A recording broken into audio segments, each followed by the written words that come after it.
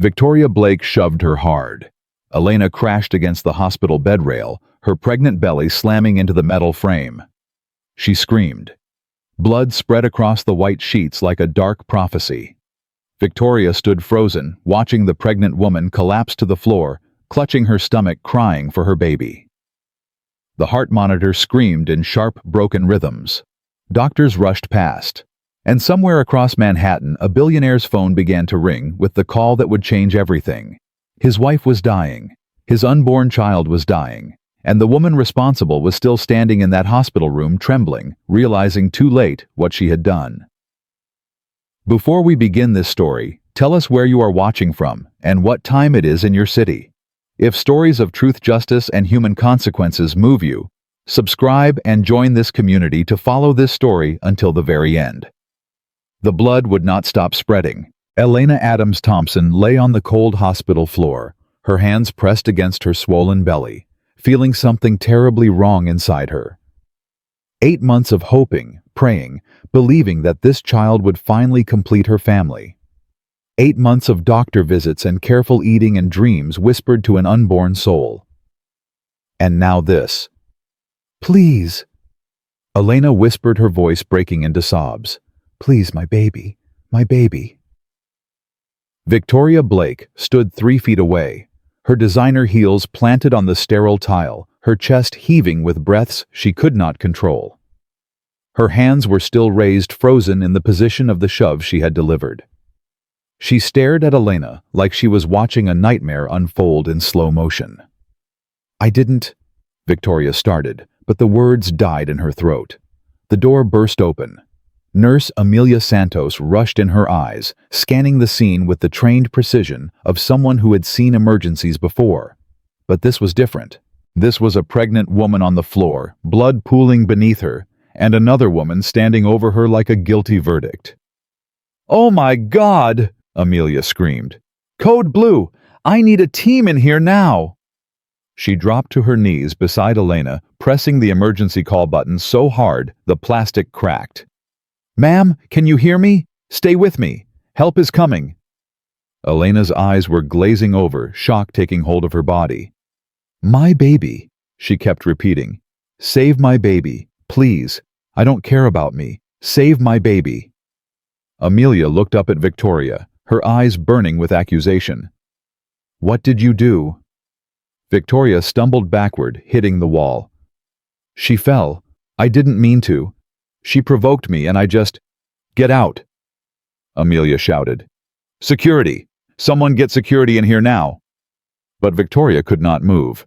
Her legs had turned to stone. She watched as doctors rushed in, as Elena was lifted onto a stretcher, as the woman she had envied for months was wheeled away with tubes being inserted and orders being shouted and chaos swirling like a hurricane. And then she heard it, the sound that would haunt her for the rest of her life. Elena's scream, raw and primal, echoing down the corridor as pain ripped through her body. Victoria covered her ears, but she could not block it out. What had she done? Marcus Thompson was in a board meeting when his phone vibrated for the 3rd time. He ignored it. Then it vibrated again, and again, and again. His assistant Claire appeared at the door, her face pale as chalk. "Mr. Thompson," she said, and something in her voice made the entire room go silent. "You need to take this call. It's the hospital." Marcus felt his heart stop. Elena was at St. Mary's today, her final prenatal checkup. He had promised to meet her there, but the meeting had run long, and he had told himself she would understand. She always understood. He grabbed the phone from Claire's trembling hand. "This is Marcus Thompson." "Mr. Thompson, this is Dr. Michael Chen at St. Mary's Memorial Hospital. There has been an incident involving your wife. She has been injured. You need to come immediately." The words did not make sense. Injured Elena was just having a checkup. How could she be injured? "What happened?" Marcus demanded, his voice rising. "What do you mean injured?" "Sir, I cannot explain over the phone. Please come now. Your wife is in emergency surgery. Your child..." The doctor paused. "We are doing everything we can." The line went dead. Marcus stood frozen for 3 full seconds. The room around him dissolved into meaningless noise. Then he moved. He ran. He did not wait for the elevator. He took the stairs, flying down 32 floors with a speed his 53-year-old body should not have possessed. He threw open the door to the parking garage, found his car, and drove like a man possessed by fury and terror in equal measure. Traffic slowed him. Red lights mocked him. Every second felt like an hour. "Come on!" Marcus shouted, slamming his palm against the steering wheel. "Move!" His phone rang again. His father. "Marcus." William Thompson's voice was calm but urgent. "I just heard. Where are you?" "Stuck in traffic. Dad, they said Elena is in surgery. They said the baby—" His voice cracked. "I don't know what happened." "Breathe, son. You need to get there in one piece. Whatever happened, panicking will not help her." "I promised I would be there," Marcus said, the guilt already eating him alive. "I was supposed to be at that appointment. I chose a damn meeting instead." William was silent for a moment. Then he said, "Get to your wife. I will meet you there." Marcus ended the call and ran 3 red lights. When he burst through the hospital doors, the reception area fell silent. Everyone recognized Marcus Thompson. His face had been on magazine covers and news segments for decades. The billionaire who built half of Manhattan's skyline. The man who had everything. But right now, he looked like a man who was about to lose it all. "Where is my wife?" he demanded. "Elena Thompson. Where is she?" A nurse rushed forward. "Mr. Thompson, please follow me. Dr. Chen is waiting for you." Marcus grabbed her arm, his grip too tight. "Is she alive? Tell me if she is alive." The nurse swallowed hard. "She's in surgery, sir. That's all I can say." She led him through corridors that seemed to stretch on forever. The smell of antiseptic burned his nostrils. The fluorescent lights felt too bright, too harsh. And then he saw the blood. A trail of it leading from room 304 toward the operating theater. His wife's blood. Marcus stopped walking. His chest felt like someone had reached inside and squeezed his heart with an iron fist. "Mr. Thompson." The nurse turned back. "Sir." "That blood," Marcus said quietly. "That's Elena's blood." The nurse did not answer. She did not need to. Marcus forced his legs to move. One step, then another, then another. Dr. Michael Chen was waiting outside the surgical wing. His scrubs stained his face grim with the weight of what he had to say. "Mr. Thompson." "Tell me everything," Marcus said. "Right now." Dr. Chen exhaled slowly. "Your wife suffered a traumatic fall.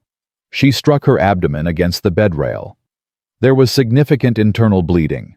We are operating now to stop the hemorrhaging and assess any damage to the baby." "A fall." Marcus repeated, his voice dangerously quiet. "How does a pregnant woman fall in a hospital room?" Dr. Chen hesitated. That hesitation told Marcus everything he needed to know. "There was another woman in the room," the doctor said carefully. "A confrontation took place. According to the nurse who responded, your wife was pushed." Marcus felt the world tilt beneath his feet. "Pushed," he repeated. "Someone pushed my pregnant wife." "The woman is being held by security. The police have been called." Marcus turned slowly, looking down the corridor. And there at the end of the hallway, he saw her. Victoria Blake. She was sitting on a bench flanked by 2 security guards, her expensive clothes still pristine, except for a small smear of Elena's blood on her left sleeve. She was crying, but the tears looked hollow. Performative. Marcus knew that face. He knew those eyes. He knew her. And in that moment, the full horror of what had happened crashed over him like a tidal wave. Victoria looked up and saw Marcus walking toward her. For a split second, hope flickered in her eyes. She had been waiting for him to come and fix this, like he had fixed everything else in her life for the past year. The apartment, the clothes, the trips, the attention she craved more than oxygen. But the look on his face was not rescue, it was ruin. "Marcus," she said, rising to her feet. "Marcus, please, I can explain. It was an accident. I never meant to hurt her. I just wanted to talk to her to make her understand." "Understand what?" Marcus's voice was so quiet, it barely carried. Victoria's tears flowed faster. "That you love me. That what we have is real. She needed to know that I am part of your life too. She needed to stop pretending that you belong only to her." Marcus stood completely still. The security guards shifted uncomfortably. "You came to this hospital," Marcus said slowly, "to confront my pregnant wife. I just wanted to talk. You pushed her. She provoked me. She told me to leave and I just reacted. I didn't think she would fall like that. I didn't know there was so much blood. Marcus, you have to believe me. I never wanted this to happen."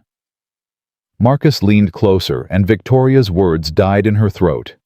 His eyes were not the warm brown she had gazed into so many times. They were cold, frozen, empty of anything resembling compassion. "My wife," he said softly, "is in surgery fighting for her life. My unborn child might be dead right now because of you. And you are standing here telling me that she provoked you." Victoria's face crumbled. "Marcus, please, don't say my name." His voice was ice. "You do not get to say my name anymore." He turned to the security guards. "Keep her here until the police arrive. She does not leave. She does not make phone calls. She does not speak to anyone." One of the guards nodded. "Yes, sir." Victoria grabbed Marcus's arm desperately. "You can't do this to me, after everything I gave you, after everything I sacrificed to be with you." Marcus looked down at her hand on his arm like it was something diseased. He removed her grip with deliberate precision. "You sacrificed nothing," he said. "You took, and now you will face the consequences of taking too much." He walked away without looking back. The waiting room became Marcus's prison. He sat in a plastic chair, his elbows on his knees, his head bowed, staring at the floor tile as if he could burn a hole through it with the intensity of his gaze. Every minute felt like an eternity. His father arrived 40 minutes later, moving with the dignified pace of a man in his 70s who had learned that rushing rarely helped anything. William Thompson sat beside his son without speaking. He placed a hand on Marcus's shoulder and simply waited. "This is my fault," Marcus finally said. William did not argue. He did not offer empty comfort. He just listened. "I brought Victoria into my life." Marcus continued, his voice hollow. "I was weak. I was stupid. I told myself it meant nothing, that Elena would never find out that I could control it."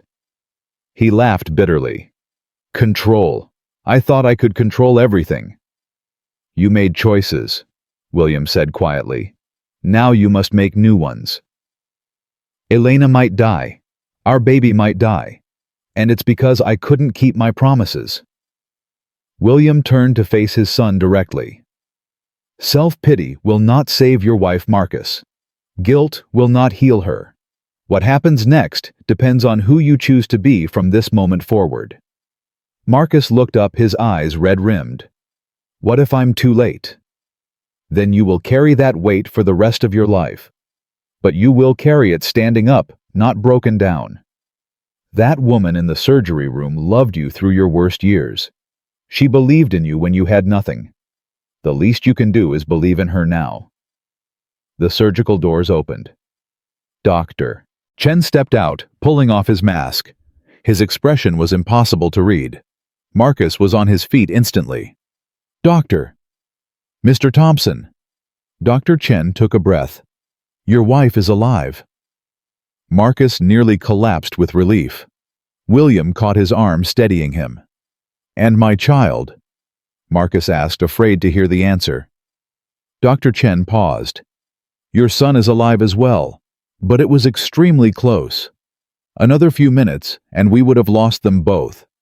Your wife will need significant recovery time. The trauma to her body was severe." "Can I see her?" "She's being moved to the ICU. She's heavily sedated. But yes, you can see her." Marcus started toward the doors, then stopped. He turned back to his father. "Thank you," he said, "for being here." William nodded. "Go to your wife. I will handle everything else." Marcus did not ask what everything else meant. He already knew. The ICU was quiet except for the steady beeping of monitors. Elena lay in the bed, her face pale, her body connected to machines that tracked her heartbeat, her breathing, her fragile hold on life. Marcus pulled a chair close to her bedside. He took her hand, gently, afraid to disturb even the air around her. "I'm here," he whispered. "I'm so sorry I wasn't here before, but I'm here now, and I'm not leaving." Elena did not respond. Her eyes remained closed, her chest rising and falling with the mechanical rhythm of assisted breathing. Marcus watched her for a long time, remembering. He remembered the day they met 23 years ago. He was 30 years old, drowning in debt, trying to keep his first real estate deal from collapsing. She was a social worker, 26, and idealistic, helping families in the Bronx find housing they could afford. They met at a community center where Marcus was trying to negotiate a property purchase. Elena had walked right up to him and told him that if he was planning to evict the families living there, he would have to go through her first. He had been terrified of her and completely captivated. She did not care about his name, or his ambitions, or his promises of future wealth. She cared about people, real people with real problems. And somehow she saw something in him worth believing in. They married 2 years later in a small ceremony that his business partners thought was beneath him. Marcus did not care. Elena was the only thing that ever felt real. And then the years passed. The empire grew. The money multiplied. The pressures mounted. And somewhere along the way, Marcus forgot who he was supposed to be. "I lost myself," he said to Elena's sleeping form. "I forgot that you were the reason any of this mattered, and I let someone else into our life who had no right to be there." He bowed his head. "I will make this right. I don't know how yet, but I will find a way, because you deserve better than what I gave you, and our son deserves a father who tells the truth." He stayed beside her bed all night, not sleeping, not eating, just watching. Just waiting. And somewhere in the darkest hour before dawn, Elena's fingers twitched. Her eyes fluttered open. She looked at Marcus, confusion clouding her gaze. "Marcus," she whispered, her voice barely audible. "The baby." Marcus felt tears streaming down his face. He did not try to hide them. "He's alive," Marcus said. "You're both alive. You made it." Elena closed her eyes again, relief washing over her features. "The woman," she murmured. "She said you loved her." Marcus felt the words like a knife to his chest.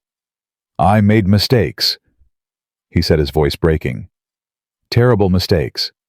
But I have never loved anyone except you. Never." Elena was silent for a long moment. Then she said, "I know." Marcus looked at her stunned. "I knew something was wrong," Elena continued weakly. "I felt you pulling away. I didn't want to believe it, but I knew. And I prayed that you would come back to me." "I'm back," Marcus said. "I swear to you, I'm back." Elena's eyes opened again, fixing on his with a clarity that cut through the haze of medication. "Then prove it." By morning, the news had spread across Manhattan like wildfire.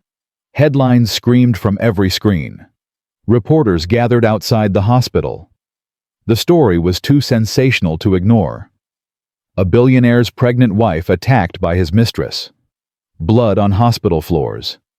Emergency surgery. A baby fighting for life. The public devoured every detail, and opinions divided sharply. Some called for sympathy for Elena, the innocent victim. Others questioned what kind of man drove a woman to such desperate action. The debate raged on social media, on talk shows, on every platform where people gathered to judge lives they knew nothing about. Inside the hospital, Detective Raymond Cruz arrived to take Victoria Blake's statement. He was a veteran of the force, 57 years old, with silver temples and eyes that had seen every kind of human cruelty. He did not rush. He did not raise his voice. He simply sat across from Victoria and waited. "Tell me what happened," he said. Victoria had been crying for hours. Her makeup was destroyed. Her hair was tangled. The composed, confident woman who had walked into that hospital was gone. "I love him," she said, as if that explained everything. "I love Marcus Thompson. We have been together for over a year. He told me things he never told his wife. He made me feel special, chosen. And then she got pregnant." Detective Cruz wrote nothing down. He just listened. "When I found out about the baby, everything changed. Marcus pulled away. He said he needed space. He said he had to focus on his family. His family." Victoria's voice turned bitter, as if I wasn't part of his life, as if I meant nothing. "So you decided to confront his wife," Cruz said. "I just wanted her to know the truth. I wanted her to understand that Marcus was not entirely hers, that she didn't win just because she got pregnant." "And what happened when you confronted her?" Victoria's face crumpled. "She told me to leave. She said I was mistaken, that Marcus would never cheat on her. She was so calm, so sure of herself. It made me furious. How could she be so blind? So you pushed her?" Victoria nodded miserably.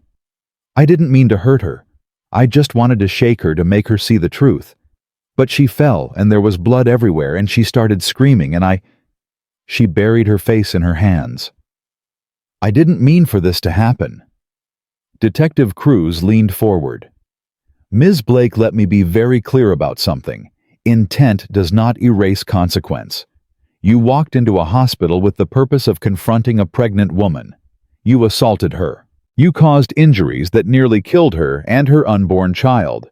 Whatever your feelings, whatever your justifications, those are the facts." Victoria looked up, her eyes wild with desperation. "But Marcus will protect me. He won't let this go to court. He has too much to lose. The scandal would ruin him." Cruz stood gathering his notepad. "I think you will find, Ms. Blake, that Marcus Thompson is not the man you believed him to be." Victoria's face went pale. "What do you mean?" Cruz walked to the door, then paused. "He was the one who called us. He was the one who demanded formal charges. And he was the one who said, and I quote, 'She does not get protection, she gets justice.'" He left Victoria alone with her shattered illusions. Marcus stood at the window of Elena's ICU room, looking out at the city he had helped build. Towers of glass and steel, monuments to ambition and wealth. He had believed once that these buildings meant something, that his name on their facades mattered. Now, looking at his wife's pale face reflected in the glass, he understood how empty those achievements truly were. His phone buzzed. His lawyer. "Marcus, we need to discuss strategy. This is going to be a media firestorm. We should consider how to control the narrative." "No." Silence on the other end. "No," the lawyer repeated, confused. "I am not controlling anything. I am not hiding anything. My affair is going to come out. My responsibility in this situation is going to come out, and I will not run from it."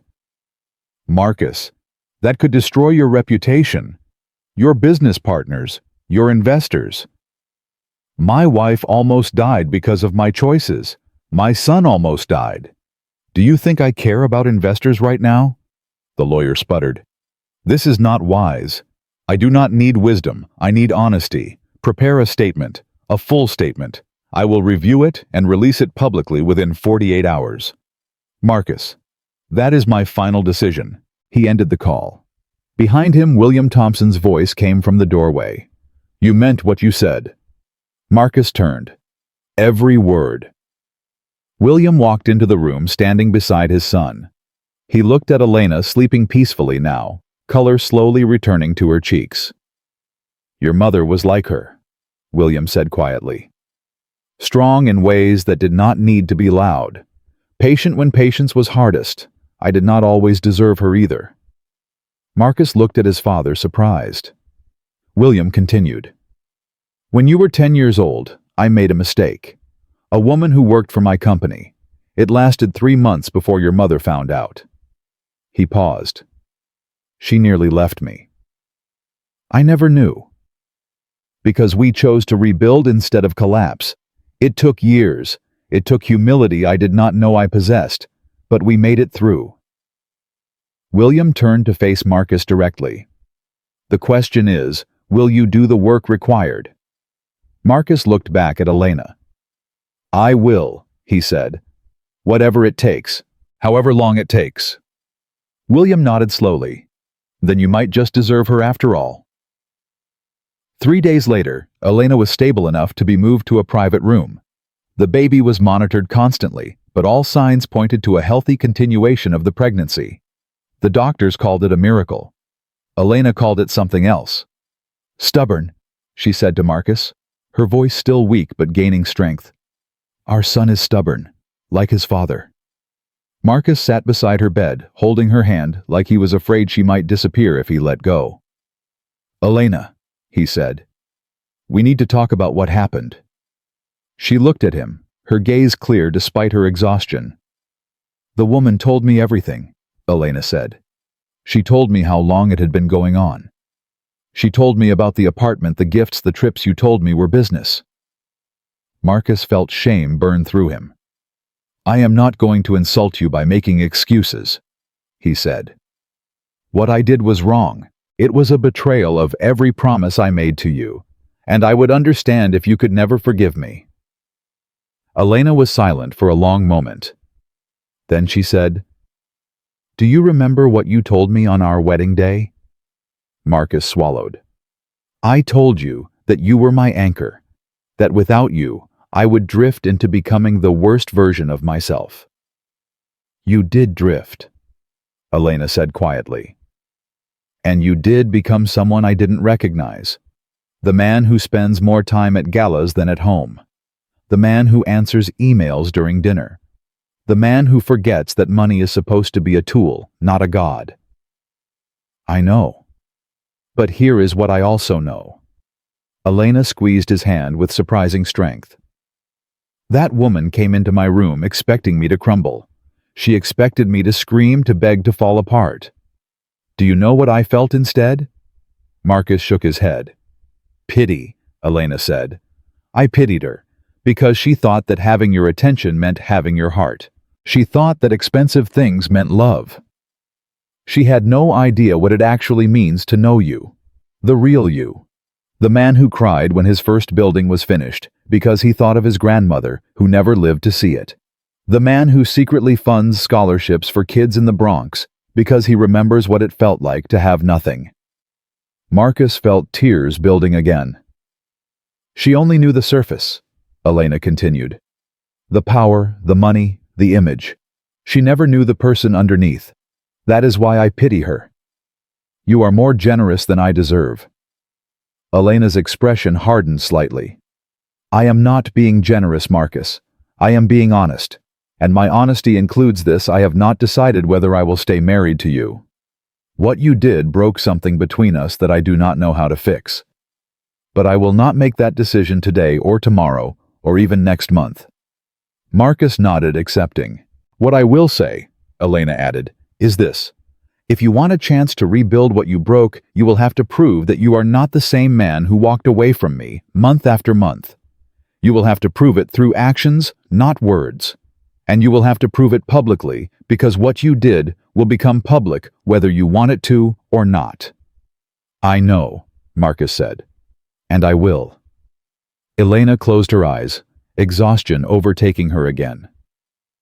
Good, she murmured. Because I am too tired to fight right now. I am putting all my strength into keeping our son alive. Everything else has to wait. Marcus brought her hand to his lips, kissing it gently. Rest, he said. I will handle everything else. For the first time since the nightmare began, Elena allowed herself to believe him. In a holding cell across the city, Victoria Blake sat on a cold metal bench waiting for her lawyer to arrive. The reality of her situation was finally sinking in, crushing her with a weight she had never experienced.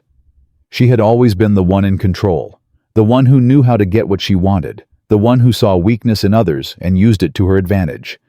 Now she was the weak one, and there was no one coming to save her. Her lawyer arrived an hour later, his face grim.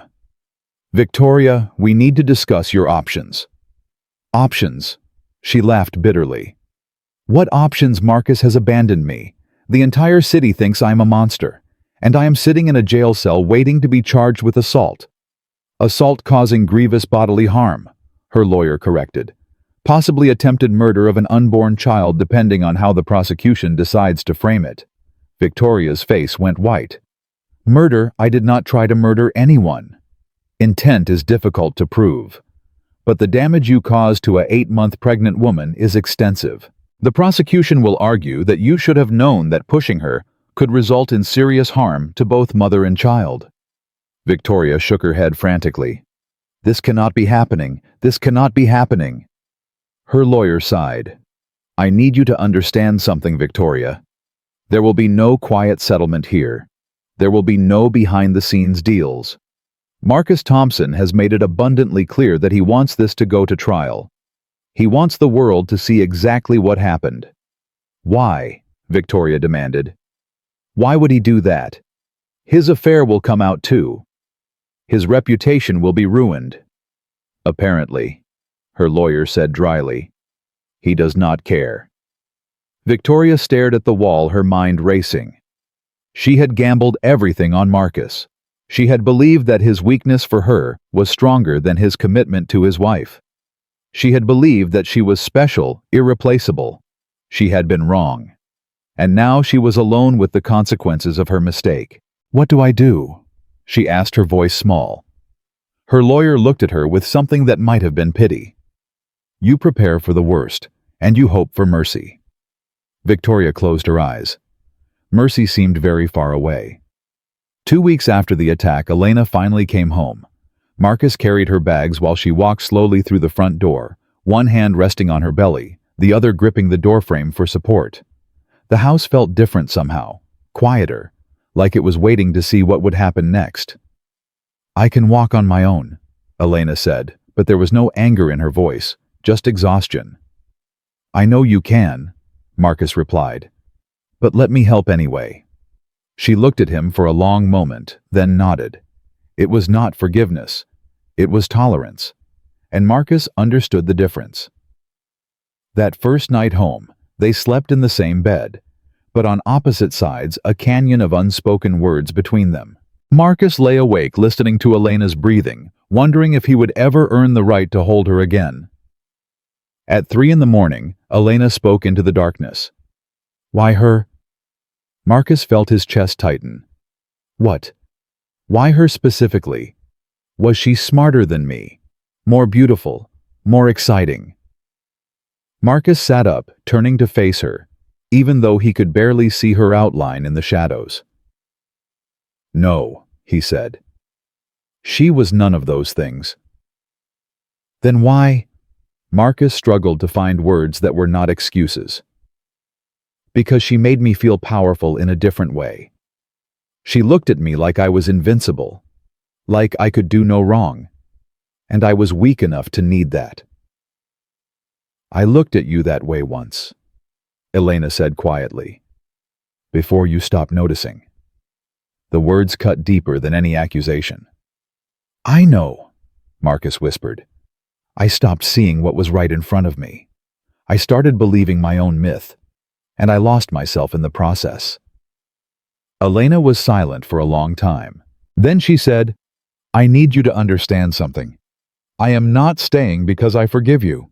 I am staying because I refuse to let that woman's actions determine the course of my life.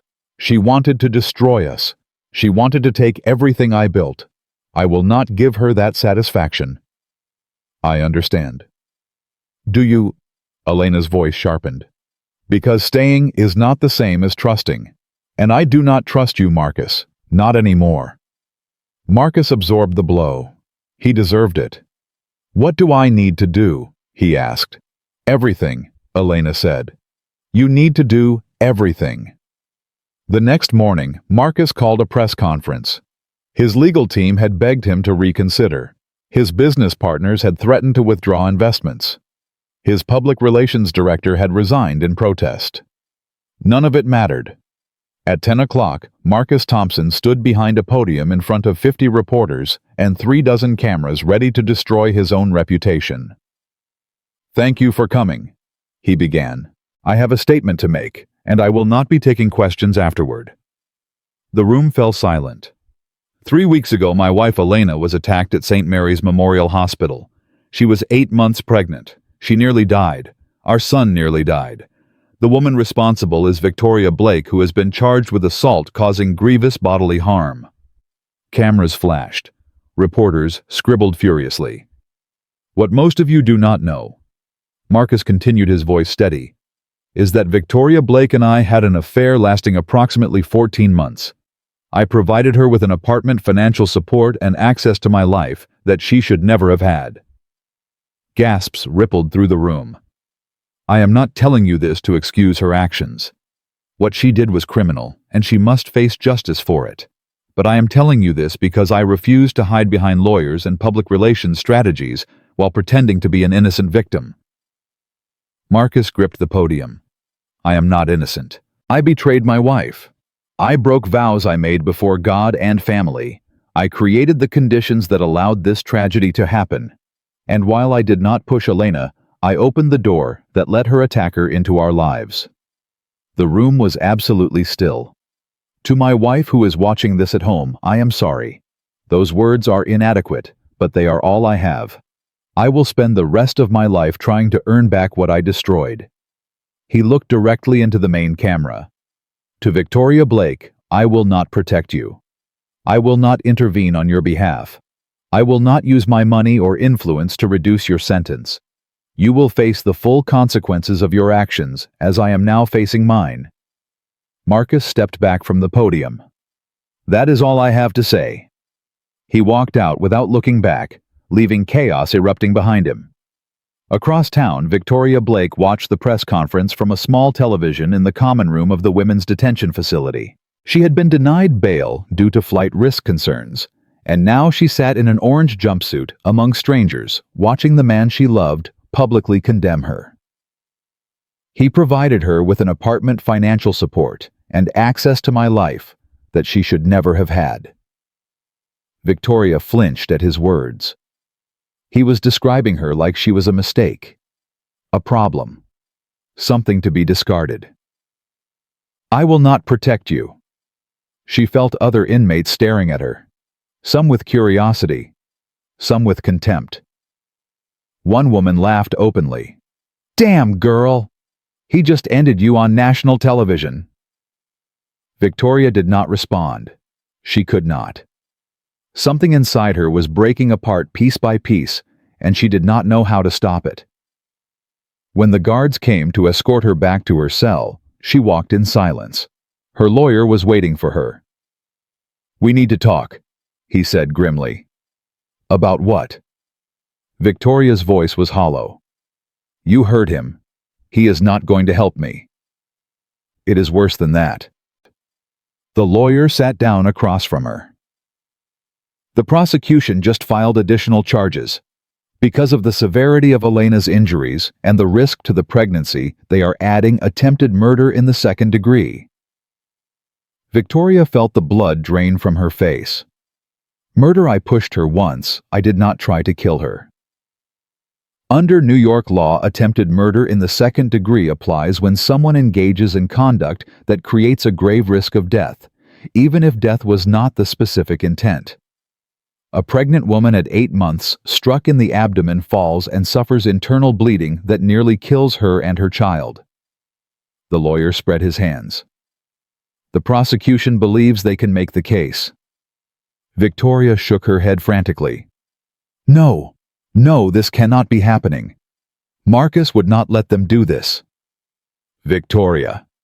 Her lawyer's voice was firm. "Marcus Thompson just went on national television and told the world he will not intervene. He is not coming to save you. No one is coming to save you. You need to accept that." Victoria stared at the concrete wall of her cell.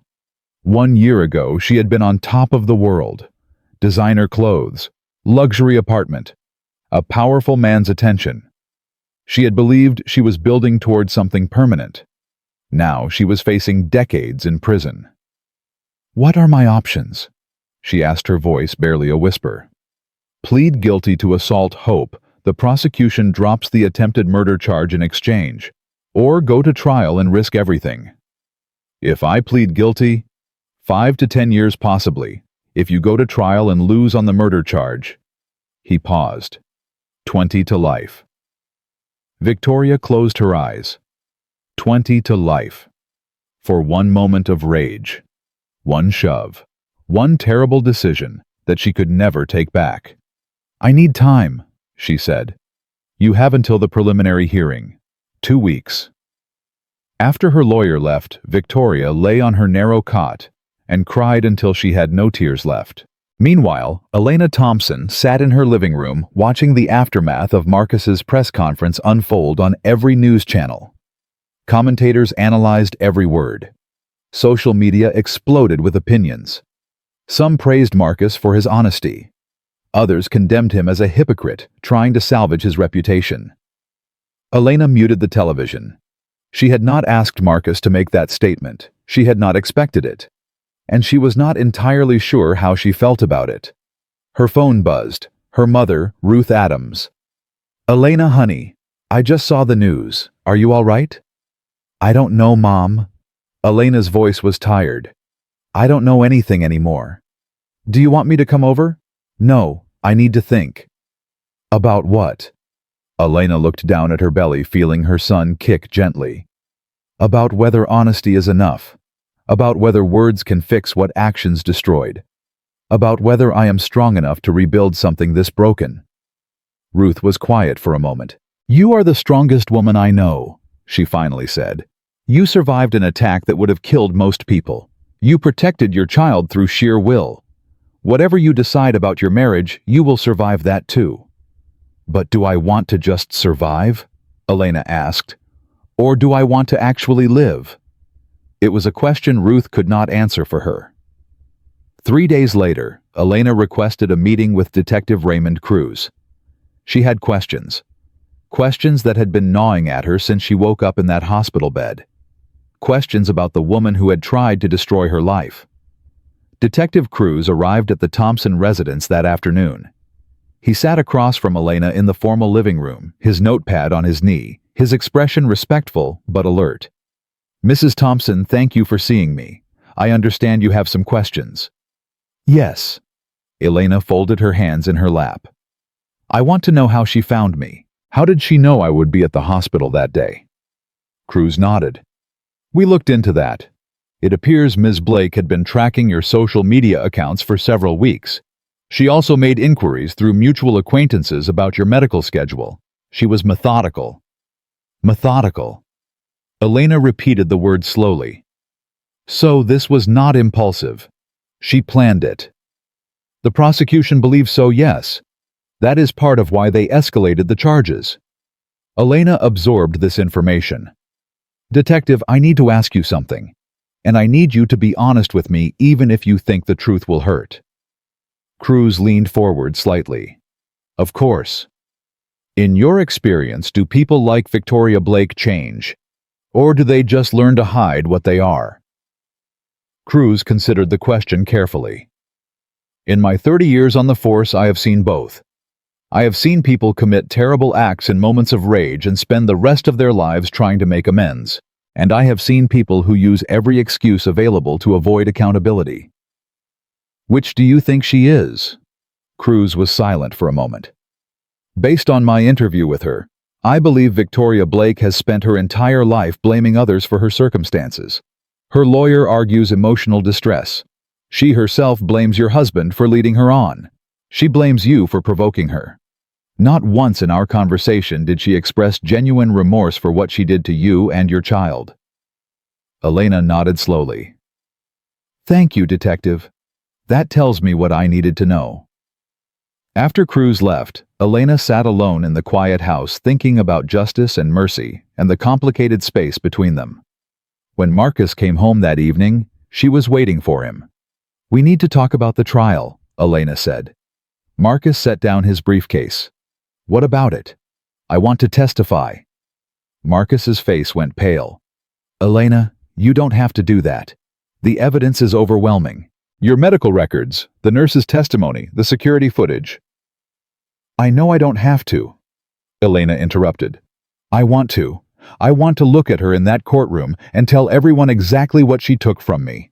I want her to see my face when the verdict is read. I want her to know that she did not break me." Marcus looked at his wife. In that moment, he saw the woman he had married 20 years ago. The woman who had stood up to him in a community center and told him that if he was going to tear down homes, he would have to go through her first. She was still there. Underneath the pain and betrayal and exhaustion, she was still fighting. "Okay," Marcus said quietly. "If that is what you need, I will support you." Elena stood and walked toward the stairs, then paused. "Marcus." "Yes." "The press conference. What you said about not being innocent, about opening the door." Marcus braced himself. "It was a start," Elena said. "Not the finish, but a start." She continued up the stairs, leaving Marcus standing alone with a small seed of hope taking root in his chest.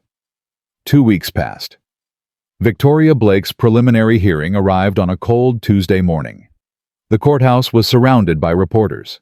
Camera crews lined the steps. This was the trial of the year, and everyone wanted a front-row seat. Inside, Victoria sat at the defense table looking nothing like the confident woman who had walked into St. Mary's Memorial Hospital weeks earlier. Her hair was limp. Her face was gaunt. The orange jumpsuit had been replaced by a plain gray dress her lawyer had arranged, but it did nothing to restore her former polish. Her lawyer leaned close. "Remember what we discussed. Do not react emotionally. Do not make eye contact with the Thompsons. And for God's sake, do not speak unless I tell you to." Victoria nodded numbly.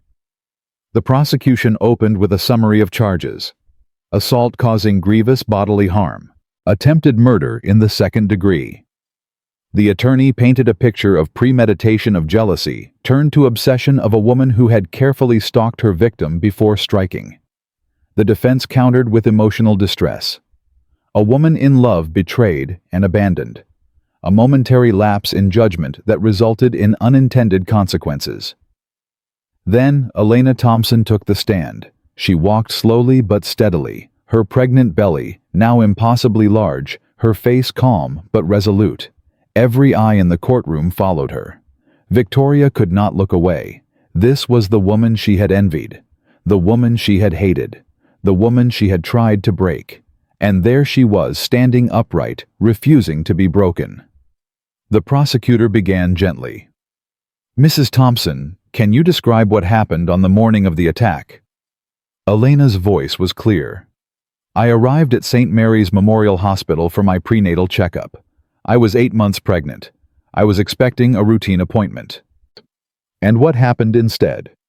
"A woman entered my room. I did not recognize her. She introduced herself as Victoria Blake. She said she was there to talk about my husband." "What did she say specifically?" Elena's jaw tightened.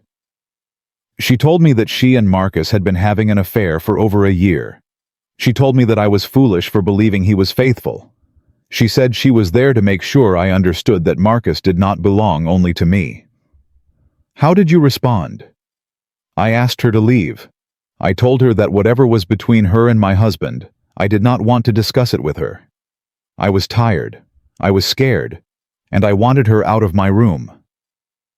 "But she did not leave." "No." Elena's voice dropped slightly. "She became angry. She said I was delusional for thinking Marcus loved me. She said I was weak.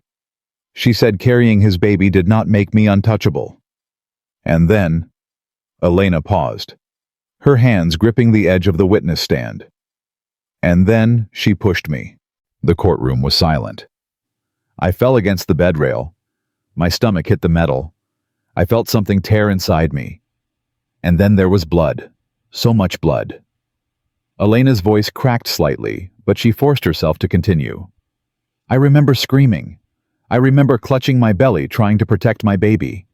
I remember thinking that I was going to die on that hospital floor and my son would never take his first breath. The prosecutor let the words hang in the air. Mrs. Thompson, do you believe the defendant intended to harm you? Victoria's lawyer stood immediately.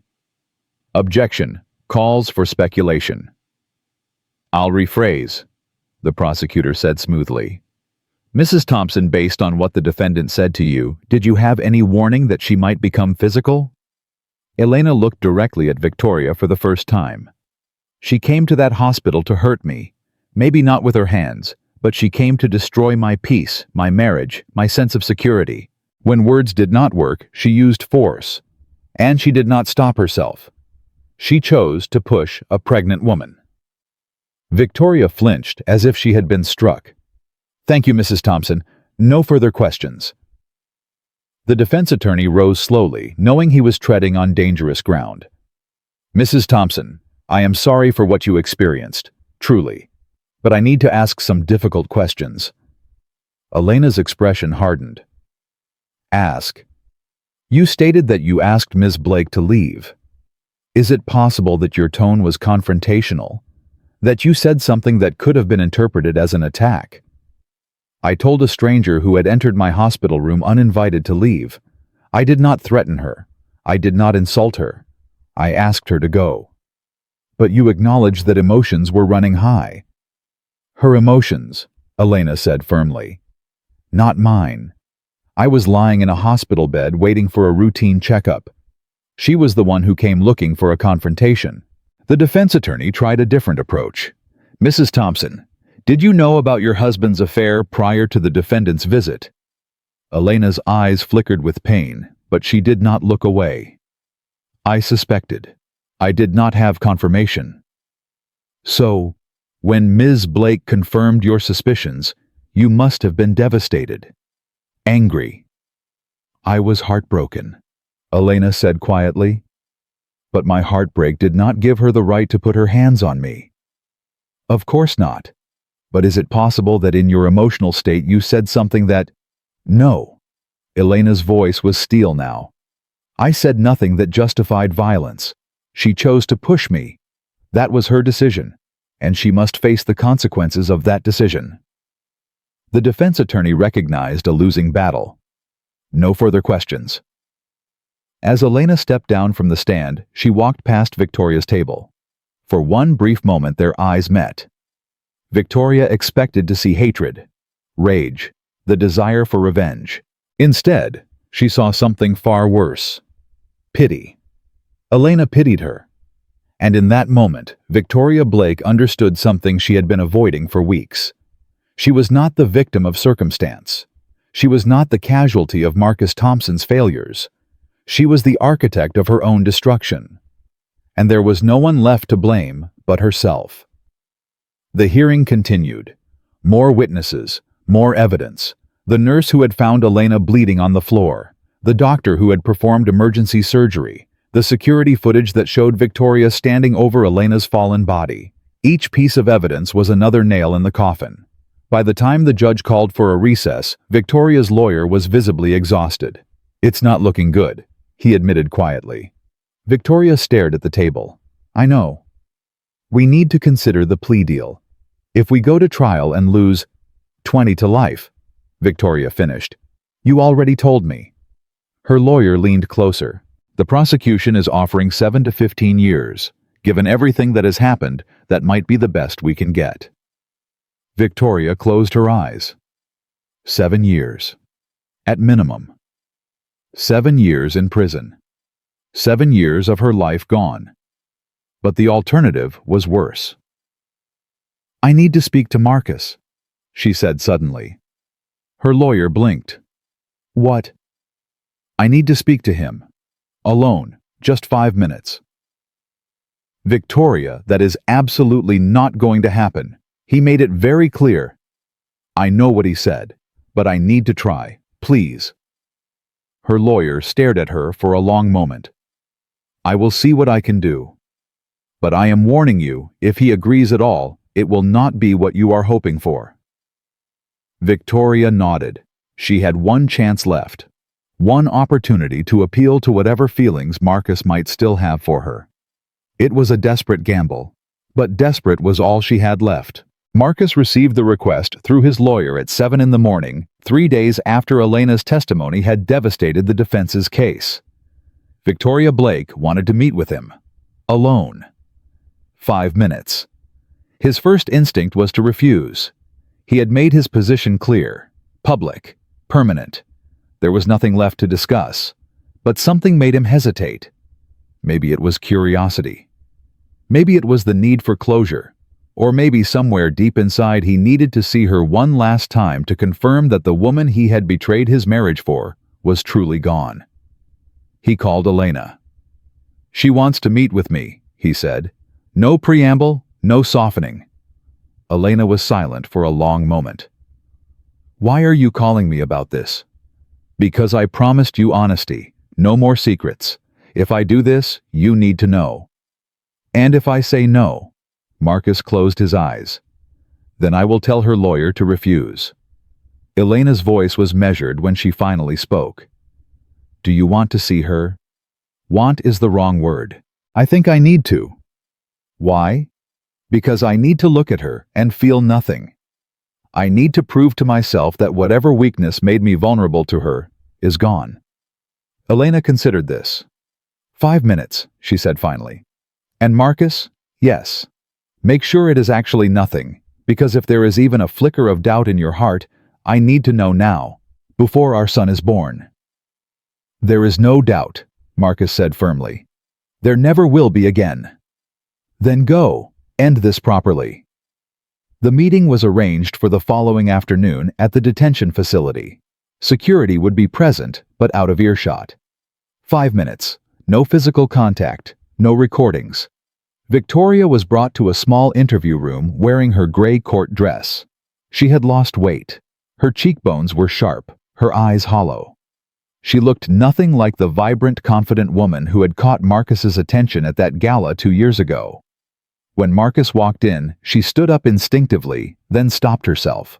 "Thank you for coming," she said, her voice barely above a whisper. Marcus remained standing near the door. He did not sit. He did not move closer. "You have 5 minutes," he said. "Say what you need to say." Victoria swallowed hard. She had rehearsed this conversation 100 times in her cell. Every word, every inflection, every appeal to emotion. Now faced with the cold reality of his presence, all of it evaporated. "I loved you," she said. "I know you don't believe me. I know everyone thinks I was just using you for money and status. But I loved you, Marcus. In my own way." Marcus's expression did not change. "Your way involved stalking my wife and nearly killing her." Victoria flinched. "I never meant for that to happen." "But it did happen." "I know." Tears began streaming down her face. "I think about it every single day. I close my eyes and I see her falling. I hear her screaming. I smell the blood." "Good," Marcus said coldly. "You should." Victoria's face crumpled. "Marcus, please. I know I don't deserve mercy, but I am begging you. Talk to the prosecutor. Ask them to drop the attempted murder charge. I will plead guilty to assault. I will serve whatever time they give me. Just please don't let them destroy my entire life."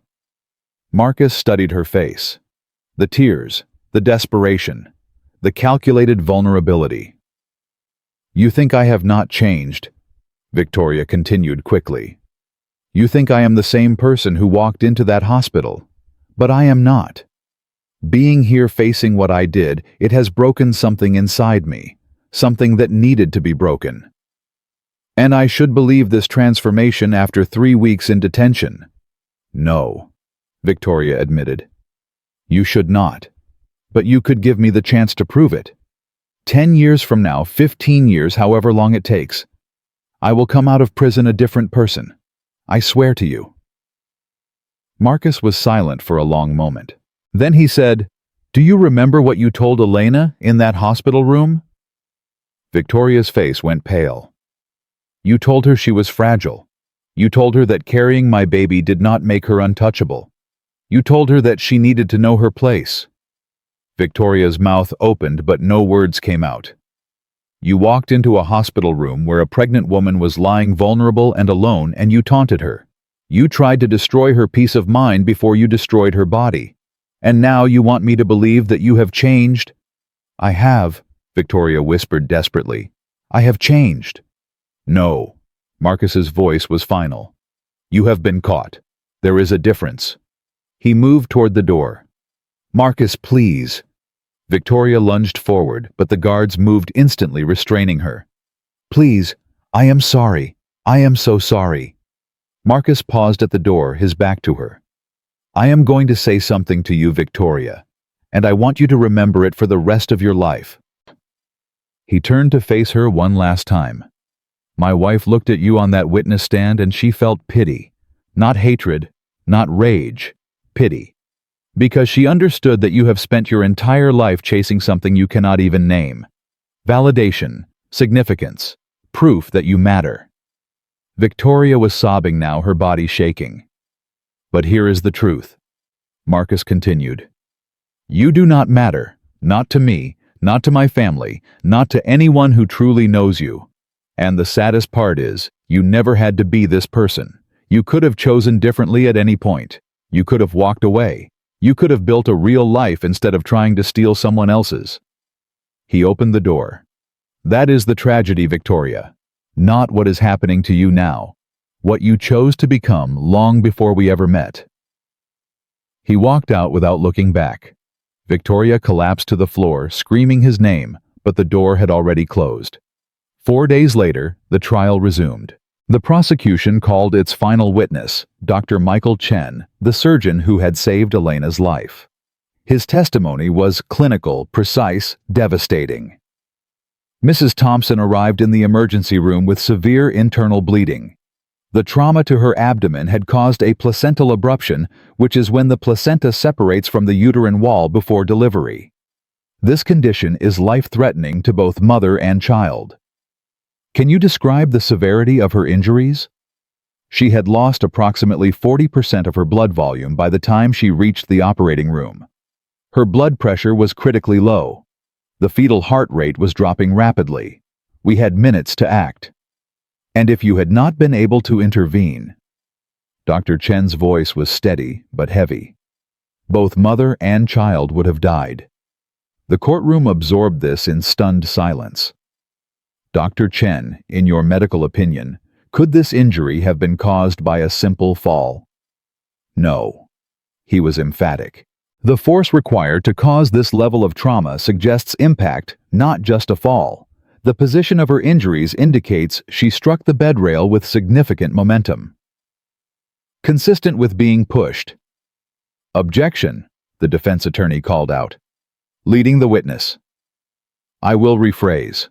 Dr. Chen, what would be required to cause injuries of this severity? A forceful impact.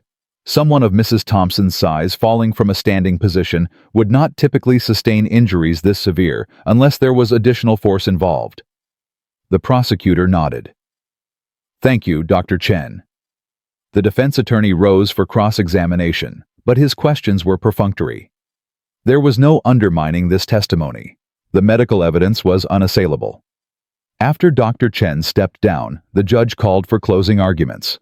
The prosecutor went first. Ladies and gentlemen, this case is not complicated. On March 15th of this year, Victoria Blake entered St. Mary's Memorial Hospital with the deliberate intent to confront Elena Thompson. She had researched her target. She knew Mrs. Thompson would be vulnerable. She knew she would be alone. He paced slowly before the jury. Victoria Blake did not go to that hospital to talk. She went to destroy. And when words failed to achieve her goal, she resorted to violence. She pushed a pregnant woman so hard that she caused injuries that nearly killed both mother and child. He stopped facing the jury directly. The defense wants you to believe this was a moment of passion, an emotional outburst from a woman scorned, but the evidence shows premeditation, weeks of tracking Mrs. Thompson's social media, inquiries about her medical schedule, a carefully chosen moment when her victim would be at her most defenseless. This was not a crime of passion. This was a calculated attack, and Victoria Blake must face the consequences of her actions. The defense attorney stood slowly, knowing he was fighting a losing battle. Ladies and gentlemen, my client made a terrible mistake. There is no denying that. But a mistake is not attempted murder. Victoria Blake did not go to that hospital intending to kill anyone. She went seeking answers, closure, acknowledgement of a relationship that had consumed her life for over a year. He spread his hands in a gesture of appeal. Was she wrong to confront Mrs. Thompson? Absolutely. Was she wrong to push her? Unquestionably. But intent matters. And there is no evidence that Victoria Blake intended to kill Elena Thompson or her unborn child. I ask you to consider the circumstances. A woman in love, abandoned by the man she believed would leave his wife for her, desperate for recognition, for validation. She made a terrible choice in a moment of overwhelming emotion. He looked at each juror in turn. That choice deserves punishment. My client accepts that. But it does not deserve to be labeled attempted murder. It does not deserve a sentence that will destroy the rest of her life. I ask you to find Victoria Blake guilty of assault, but not guilty of attempted murder. Let the punishment fit the crime. Nothing more. He sat down. The judge addressed the jury. You have heard the evidence and the arguments of both sides. You will now retire to deliberate. Remember, for the charge of attempted murder in the second degree, the prosecution must prove beyond a reasonable doubt that the defendant engaged in conduct that created a grave risk of death, and that she was aware her actions could cause such risk. The jury filed out. The waiting began. Marcus and Elena sat in a small conference room reserved for victims and their families. William Thompson had joined them, his presence a steadying force. How long do you think they will take? Elena asked. Marcus shook his head. Impossible to say. Could be hours. Could be days. Elena placed her hand on her belly. The baby was due in 3 weeks. She had hoped the trial would be over before his arrival. Now she was not sure. Whatever happens, she said quietly, I want you to know something. Marcus looked at her. I watched you walk away from her request. I watched you refuse to intervene. I watched you choose accountability over protection. Elena's eyes glistened. That meant something to me. Marcus reached for her hand. She let him take it. I meant what I said at the press conference, he replied. I will spend the rest of my life earning back what I destroyed. William cleared his throat softly. The earning happens in the small moments, son, not the grand gestures. Remember that. Marcus nodded. He was beginning to understand. 6 hours later, the jury returned. The courtroom filled rapidly.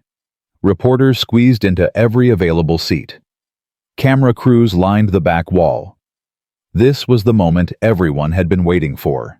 Victoria was brought in, her face ashen, her hands trembling. She sat at the defense table, staring straight ahead, unable to look at anyone. Elena sat behind the prosecution, Marcus on one side, William on the other. Her hand rested on her belly, feeling her son kick as if he could sense the tension in the room. The judge called for order. Has the jury reached a verdict?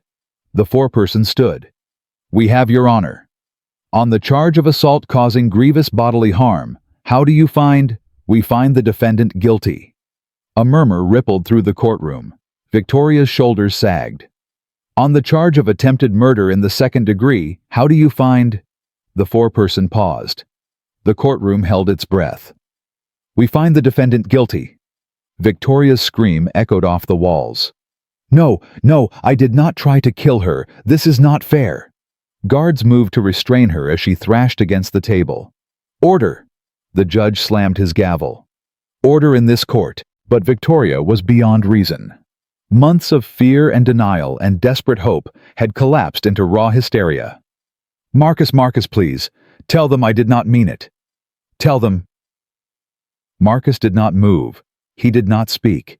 He simply watched as the woman he had once held in his arms was dragged from the courtroom, her screams fading down the corridor. Elena let out a breath she did not realize she had been holding. "It's over," she whispered. But Marcus shook his head slowly. "Not yet. Sentencing still has to happen." "I know." Elena looked at the empty defense table at the chaos that had erupted.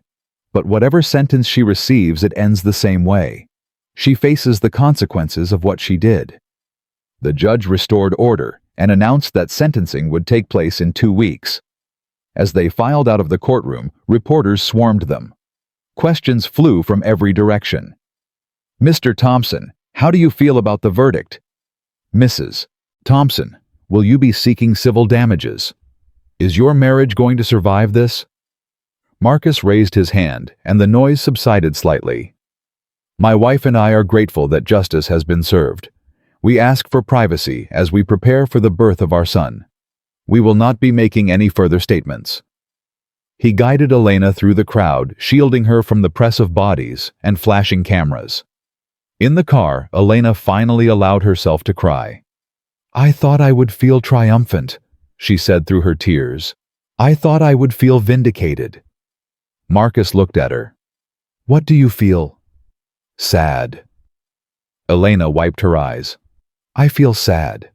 For her, for us, for everyone whose lives were destroyed by choices that did not have to be made."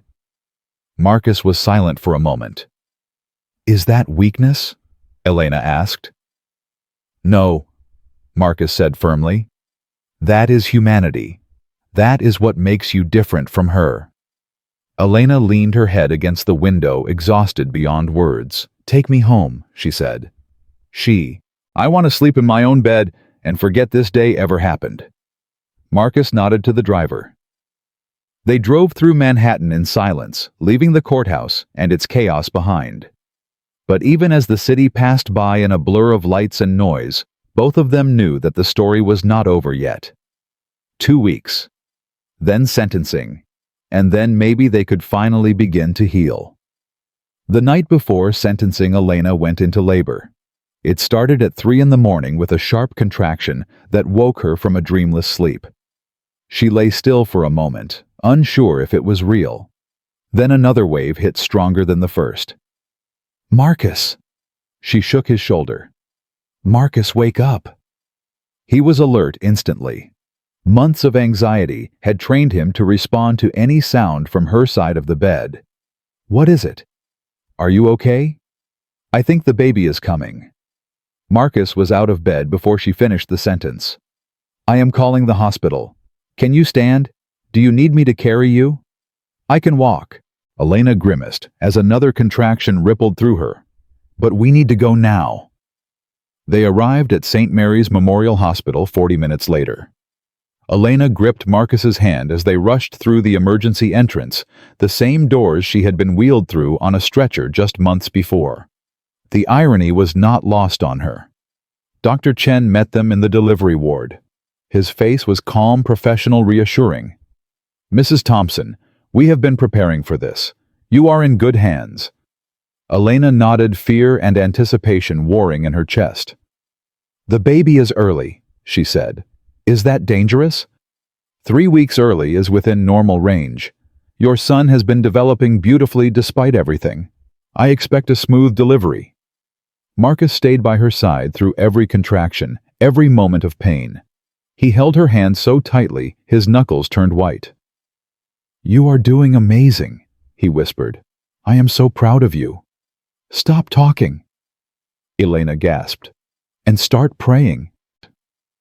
At 7:43 in the morning, Ethan William Thompson entered the world. His cry was strong, powerful, demanding. Elena sobbed with relief as Dr. Chen placed the baby on her chest. "He is perfect," she breathed. "Marcus, look at him. He is perfect." Marcus looked at his son, this tiny human who had survived against all odds, and felt something crack open inside him. Every wall he had built, every defense he had constructed over decades of business and power and control, crumbled in an instant. He wept. He wept for the child in Elena's arms. He wept for the woman who had protected that child with her own body. He wept for the mistakes he had made and the second chance he did not deserve. "I love you," he said to Elena, his voice breaking. "I love you both so much." Elena looked up at him, exhausted but radiant. "I know," she said. "Now prove it." 6 hours later, Marcus received a call from his lawyer. "The sentencing hearing is proceeding as scheduled. The judge is asking if you or Mrs. Thompson plan to make a victim impact statement." Marcus looked at Elena sleeping peacefully with Ethan in her arms. "My wife just gave birth this morning. She will not be attending." "And you?" Marcus hesitated. "I will be there," he said finally. "I need to see this through." He drove to the courthouse alone, leaving Elena in the care of nurses and his father. The city passed by in a blur. His mind was split between the new life waiting at the hospital and the old nightmare waiting in the courtroom. The sentencing hearing was smaller than the trial. Fewer reporters, fewer spectators. The circus had moved on to other stories. Victoria Blake was brought in looking smaller and more fragile than ever. The fight seemed to have drained out of her completely. The judge reviewed the case methodically. "Victoria Blake, you have been convicted of assault, causing grievous bodily harm, and attempted murder in the second degree. Before I pronounce sentence, I will hear victim impact statements." He looked toward Marcus. "Mr. Thompson, do you wish to address the court?" Marcus stood slowly. He had not prepared anything. He did not know what he was going to say until the words started coming. "Your Honor, this morning at 7:43 a.m., my son was born. His name is Ethan. He weighs 7 pounds 4 ounces. He has his mother's eyes." The courtroom was absolutely silent. 3 months ago, I sat in a waiting room in this same hospital, not knowing if my wife or my child would survive. I prayed to a God I had ignored for years. I made promises I was not sure I could keep.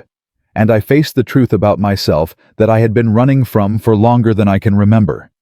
He looked directly at Victoria. "I made choices that led to this moment. I betrayed my wife. I betrayed my vows. I brought a woman into my life who had no right to be there, and I gave her access that she used to cause unimaginable harm." Victoria's eyes dropped to the floor. "But my choices, as wrong as they were, did not force anyone to commit violence. My choices did not force anyone to walk into a hospital room and attack a pregnant woman. That was a decision made by Victoria Blake alone, and she must answer for it alone." Marcus took a breath. "My wife is not here today because she is holding our newborn son.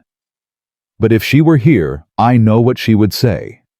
She would say that she pities Victoria Blake. She would say that this is a tragedy that did not have to happen. And she would be right." He turned back to the judge. "I am not asking for vengeance, Your Honor. I am asking for justice. I am asking for a sentence that reflects the severity of what was done and protects others from suffering the same fate. That is all." He sat down. The judge nodded slowly. "Ms. Blake, do you wish to make a statement before I pronounce sentence?" Victoria's lawyer nudged her gently. She stood on shaking legs. "I am sorry." Her voice was barely audible. "I am sorry for what I did. I am sorry for the pain I caused. I know those words are not enough. They will never be enough, but they are all I have." She sat back down, tears streaming silently. The judge reviewed his notes for a long moment. Then he spoke. "Victoria Blake, your actions on March 15th of this year caused devastating harm to an innocent woman and her unborn child. Your conduct showed premeditation, cruelty, and a complete disregard for human life." Victoria's hands gripped the edge of the table. "For the charge of assault causing grievous bodily harm, I sentence you to 8 years in state prison." Victoria's breath caught. "For the charge of attempted murder in the second degree, I sentence you to 15 years in state prison to be served consecutively." Victoria's lawyer slumped in his chair. "That is a total sentence of 23 years with possibility of parole after 15 years served." Victoria collapsed forward, her forehead hitting the table. A low moan escaped her throat. "Additionally," the judge continued, Upon release, you are to have no contact with the Thompson family in any form. Any violation of this order will result in immediate reincarceration. He looked at Victoria with no sympathy. You had choices, Ms. Blake. At every step of this tragedy, you had the opportunity to walk away to make different decisions to be a different person. You chose violence instead. And now you will live with the consequences of that choice. He slammed his gavel. Court is adjourned. Guards moved to take Victoria away. She did not resist. She did not scream. She simply let them lead her out, a broken woman facing the wreckage of her own making. Marcus watched her go. He felt no satisfaction, no triumph, just a heavy, bone-deep exhaustion and the desperate need to get back to the hospital, back to Elena, back to his son. He stood and walked out of the courtroom without speaking to anyone. The reporters tried to stop him. He pushed past them. He got in his car and drove. And somewhere between the courthouse and the hospital, he finally allowed himself to believe that the nightmare was truly over. When Marcus walked into Elena's hospital room, she was awake. Ethan sleeping peacefully in the bassinet beside her bed. "It is done," he said quietly. 23 years. Elena closed her eyes briefly. "Is that enough?" she asked. Marcus sat down beside her, taking her hand. "I do not know," he admitted. "I do not know if any sentence can truly account for what she did. But it is justice. And maybe that is all we can ask for." Elena looked at their sleeping son. "He does not know any of this," she said. "He does not know how close he came to never existing, how much we fought to bring him into the world." "One day we will tell him," Marcus said, "when he is old enough to understand." "Tell him what?" Marcus thought for a moment. "That his mother is the bravest person I have ever known. That she protected him when I was not there to do it. And that our family survived because she refused to break." Elena squeezed his hand. "We are not through this yet," she said. "You know that, right? The trial is over, but we still have work to do. On us. On our marriage. I know. And it will not be easy." "I know that too." Elena turned to look at him directly. "But you are willing to do the work." Marcus met her gaze without flinching. "For you. For him. For the rest of my life." Elena nodded slowly. "Then we start tomorrow. Today we rest." She leaned back against the pillows, exhaustion finally claiming her. Marcus stayed beside her, watching his wife and son sleep, standing guard over the family he had almost lost. 6 weeks after Ethan's birth, Elena woke to find Marcus's side of the bed empty. She reached for her phone. 3 in the morning. The house was silent, except for the soft breathing coming from the baby monitor on her nightstand. She found Marcus in the nursery, sitting in the rocking chair, holding Ethan against his chest. The baby was awake, his tiny fingers wrapped around his father's thumb. "How long have you been here?" Elena asked softly. Marcus looked up. His eyes were red-rimmed, exhausted. "A few hours. He woke up crying, and I did not want to disturb you." Elena walked over and sat on the footstool beside him. "You have not been sleeping," she said. It was not a question. "No." "Marcus, this has been going on for weeks. You need to tell me what is happening." He was quiet for a long moment, staring down at their son. "I keep seeing it," he finally said. "Every time I close my eyes, I see you on that hospital floor. The blood. The way you were screaming." His voice cracked. "I keep thinking about what would have happened if I had been there. If I had not chosen that damn meeting over you." Elena reached out and placed her hand on his arm. "You cannot change what happened." "I know, but I cannot stop reliving it either." Elena considered her words carefully. "Have you thought about talking to someone, a therapist?" Marcus shook his head immediately. "I do not need therapy. I need to be stronger. For you. For him." "Strength is not pretending you are fine when you are falling apart," Elena said firmly. "Strength is admitting you need help." Marcus looked at her, surprised by the force in her voice. I have been seeing a therapist, Elena continued. For a month now. I did not tell you because I was not ready, but I think you should know. You have... Yes, because I realized that surviving is not the same as healing, and I cannot heal on my own. Marcus absorbed this. What do you talk about? He asked quietly. Everything. The attack, my fear, my anger. She paused. My husband. Marcus flinched. She helps me understand that my feelings are valid, even the contradictory ones. That I can love you and be furious with you at the same time. That I can want our marriage to work and still not trust you. Do you trust me at all? Elena met his eyes. I am trying. But trust is not rebuilt in weeks, Marcus. It takes years. And it requires you to be honest with yourself first.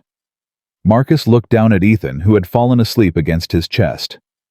I will call someone tomorrow, he said. A therapist. I will find someone. Elena squeezed his arm. That is all I needed to hear. 3 days later, Marcus had his first therapy session. Dr. Sarah Mitchell was not what he expected. She was in her 60s with gray hair and sharp eyes that seemed to see right through his carefully constructed defenses. So, she said, after he had finished his initial summary, you are here because your wife told you to come. Marcus shifted uncomfortably. Yes. And what do you want to get out of this? I want to stop having nightmares. I want to be a better husband, a better father. Those are good goals, but they are external. What do you want for yourself? Marcus was silent. Let me put it another way. Dr. Mitchell continued. Before the affair, before the attack, before any of this happened, who were you? What did you want out of life? I wanted success, power, recognition. And did you get those things? Yes. Were they enough? Marcus thought about the question seriously for the first time in his life. No, he admitted. They were never enough. The more I achieved, the more I needed. It was like trying to fill a hole that kept getting deeper. And the affair was that part of trying to fill the hole? Marcus felt the familiar shame wash over him. Yes. Victoria made me feel powerful in a way that business did not. She admired me. She needed me. And I was weak enough to confuse that with something meaningful. Do you understand now that it was not meaningful? Yes. How do you know? Marcus looked up. Because when I saw Elena on that hospital floor, I realized that everything I had built meant nothing. All the money, the buildings, the reputation, none of it mattered. The only thing that mattered was the woman I had betrayed and the child I might lose. Dr. Mitchell nodded slowly. That is a good start, Marcus. A painful one, but good. What do I do now? Now we do the work. We figure out why you needed to fill that hole in the first place, and we find healthier ways to address it. Marcus attended therapy twice a week for the next 3 months. It was brutal. Dr. Mitchell did not let him hide behind excuses or deflection. She pushed him to examine every choice, every justification, every lie he had told himself over the years. He talked about his childhood, the pressure from his father to succeed, the feeling that love was conditional, earned through achievement rather than given freely. He talked about his marriage, how he had gradually stopped seeing Elena as a partner and started seeing her as a responsibility. How he had convinced himself that providing financially was the same as being present emotionally. He talked about Victoria, how she had appeared at exactly the moment when his ego was most vulnerable, how he had rationalized the affair as something separate from his real life, a compartment that would never touch his family. And slowly, painfully, he began to understand. The affair was never about Victoria, he told Dr. Mitchell in their 10th session. It was about me, about my fear of being ordinary, about my terror of being loved for who I actually am instead of what I have achieved. And who are you actually? Dr. Mitchell asked. Marcus was quiet for a long time. I do not know, he finally admitted. I have spent so long being Marcus Thompson the billionaire that I forgot there was ever anyone else. Then that is what we work on next, finding the person underneath the title. Meanwhile, Elena was fighting her own battles. The nightmares came less frequently now, but when they did, they were vivid and terrifying. She would wake up gasping, her hands flying to her stomach to make sure the baby was still there, even though Ethan was sleeping safely in his crib. Her therapist, Dr. Angela Reyes, helped her understand that the trauma would not disappear overnight. Your body remembers what your mind tries to forget, Dr. Reyes explained. Healing is not linear. There will be good days and bad days. The goal is not to eliminate the pain, but to learn how to carry it. How do I carry something this heavy? Elena asked. By sharing the weight. By letting people help you. By accepting that you do not have to be strong all the time. Elena nodded, but the words were easier to hear than to practice. 4 months after the attack, she returned to St. Mary's Memorial Hospital for the first time. She did not tell Marcus she was going. She needed to do this alone. She walked through the main entrance, her heart pounding. The smell of antiseptic hit her immediately, triggering a wave of nausea. She forced herself to keep moving. The elevator to the 3rd floor. The walk down the corridor. Room 304. She stood outside the door for a long time, unable to move. Can I help you? Elena turned. A young nurse was watching her with concern. I was a patient here. Elena said, her voice unsteady. A few months ago. I just wanted to see the room. The nurse's expression shifted to recognition.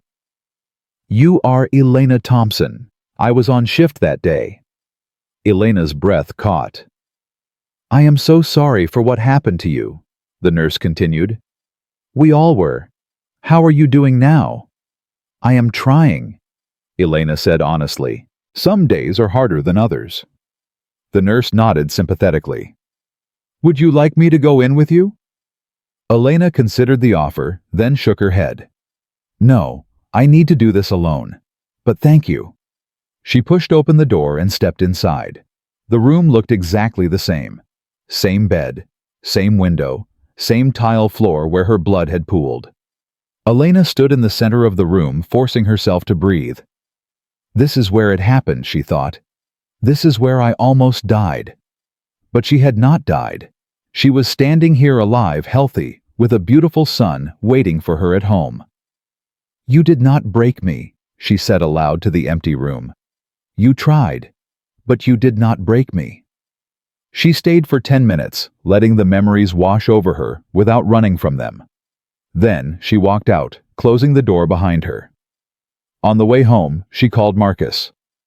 I went back to the hospital, she said. He was silent for a moment. Are you okay? I think I am. I think I needed to face it. Do you want me to come home? No, stay at work. I just wanted you to know. Elena. Yes. I am proud of you. She felt tears prick her eyes. Thank you, she whispered. 5 months after the attack, Marcus made a decision that shocked everyone who knew him. He called a board meeting and announced that he was stepping back from day-to-day operations of Thompson Industries. I am not retiring, he clarified as the room erupted in murmurs. I will remain chairman, but I am appointing a CEO to handle the daily management. I need to focus on my family. His chief operating officer, a woman named Patricia Chen, who had been with the company for 15 years, stared at him in disbelief. Marcus, this is unprecedented. You have never delegated control to anyone. I know. And that was a mistake. I built this company believing it was my legacy. But I was wrong. My legacy is sleeping in a crib at home, and I have already missed too much of his life. The board members exchanged glances. Who will be the new CEO? Someone asked. Marcus turned to Patricia. You will, if you want the job. Patricia's mouth fell open. You have earned it, Marcus continued. You know this company better than anyone except me. And frankly, you are better at the operational details than I ever was. Marcus, I do not know what to say. Say yes, and promise me you will not make the same mistakes I did. This job is not worth sacrificing your life for. Patricia nodded slowly. Yes, I accept. Marcus looked around the room at the faces of people who had followed him for years. I want to thank all of you for your loyalty. I know this is unexpected, but I have learned recently that some things are more important than stock prices and quarterly reports. He picked up his briefcase. Patricia will be in touch about the transition. I will still be available for major decisions, but from now on, my priority is my family. He walked out of the boardroom feeling lighter than he had in years. When he got home, Elena was sitting on the living room floor playing with Ethan. The baby was on his stomach lifting his head and cooing at a colorful toy. You are home early, Elena said, surprised. I quit. Elena's head snapped up. You what? Not entirely. I am still chairman, but I appointed Patricia as CEO. I am stepping back. Elena stared at him. Marcus, that company is your life. No. He sat down beside her on the floor. You are my life. He is my life. The company was my obsession. There is a difference. Elena did not speak for a long moment. Are you sure about this? I have never been more sure of anything. She reached out and took his hand. Who are you, and what have you done with my husband? Marcus laughed a genuine sound that surprised both of them. I am trying to find out. Dr. Mitchell says it is a process. Elena smiled, small but real. Progress looks good on you. 6 months after the attack, Elena received an unexpected letter. It arrived in a plain envelope with a prison return address. Her hands trembled as she opened it. Dear Mrs. Thompson, I do not expect you to read this. I would not blame you if you threw it away without opening it. But I need to write it anyway. I am sorry. I know those words are inadequate. I know they cannot undo what I did. I know you have every right to hate me for the rest of your life. But I need you to know that I think about what happened every single day. I close my eyes and I see your face. I hear your screams. I feel the moment when I pushed you and everything changed. I told myself so many lies to justify what I did. I told myself you were the enemy. I told myself you were keeping Marcus from me. I told myself that you deserved to know the truth about your husband. But the truth is, I was jealous. I was angry. And I took that anger out on someone who had never done anything to me. You did not deserve what I did. Your baby did not deserve to be put at risk. And I have to live with that knowledge for the rest of my life. I am not writing this to ask for forgiveness. I do not deserve it. I am writing because my therapist says that taking responsibility is part of healing. And I want to heal. I want to be someone different than the person who walked into that hospital room. I do not know if that is possible. But I am going to try. Victoria Blake. Elena read the letter 3 times. Then she showed it to Marcus. His face went through a dozen expressions as he read. Anger. Pain. Something that might have been pity. What do you want to do? He asked. I do not know. Part of me wants to tear it up and forget it exists. Part of me wants to write back and tell her exactly how much damage she caused. And part of you. Elena was quiet. Part of me wants to believe that people can change. That she is not the same person who attacked me. Is that naive? Maybe. But I survived because I refused to let her break me. If I hold on to hatred forever, she wins anyway. Marcus handed the letter back to her. Whatever you decide, I support you. Elena folded the letter carefully and placed it in a drawer. I am not ready to decide yet, but I am not throwing it away. 7 months after the attack, Marcus and Elena renewed their wedding vows. It was not a grand ceremony, just family. William, Ruth, a few close friends. Ethan in his grandmother's arms, blissfully unaware of the significance. They stood in their backyard under the same tree where they had shared their first kiss 30 years ago. I, Marcus, take you, Elena, to be my wife, again. For the second time, knowing everything I failed to understand the first time. Elena laughed through her tears. I promise to be present, to be honest, to choose you every single day, not because it is easy, but because you are worth the effort. I promise to be the husband you deserve even when I fall short, and I promise that my mistakes will never define our future. Elena took a shaky breath. I, Elena, take you, Marcus, to be my husband, again, not because I have forgotten what happened, but because I choose to believe that we can be stronger than our worst moments. Her voice steadied. I promise to keep fighting for us even when it hurts. I promise to trust you with my wounds, even when I am afraid. And I promise that I will never give up on the man I know you can be. They exchanged simple bands, new rings, to mark a new beginning. You may kiss your bride, William said, his voice thick with emotion. Marcus pulled Elena into his arms and kissed her deeply. Ethan chose that exact moment to let out a loud squeal, and everyone laughed. He approves, Elena said. He has good taste. They walked inside together, hand in hand, surrounded by the people who loved them. It was not a fairy tale ending. The scars were still there. The trust was still being rebuilt brick by painful brick. But they were together. They were fighting. And for the first time in months, they believed they could win. 8 months after the attack, Marcus received a call from Detective Raymond Cruz. Mr. Thompson, I wanted to inform you personally. Victoria Blake has filed an appeal. Marcus's blood ran cold. On what grounds? Her lawyers are arguing that the attempted murder charge was excessive. They are seeking to have it reduced to assault with intent to cause bodily harm. If successful, her sentence would be significantly reduced. How significantly? She could be eligible for parole in as little as 5 years. Marcus gripped the phone so tightly his knuckles turned white. Can they succeed? It is possible. The appeals court will review the evidence and the sentencing guidelines. I wanted you to know so you and Mrs. Thompson could prepare. Prepare for what? For the possibility that she could be back in your lives sooner than expected. Marcus thanked the detective and ended the call. He sat in his office for a long time, staring at nothing. 5 years. In 5 years, Victoria Blake could be free.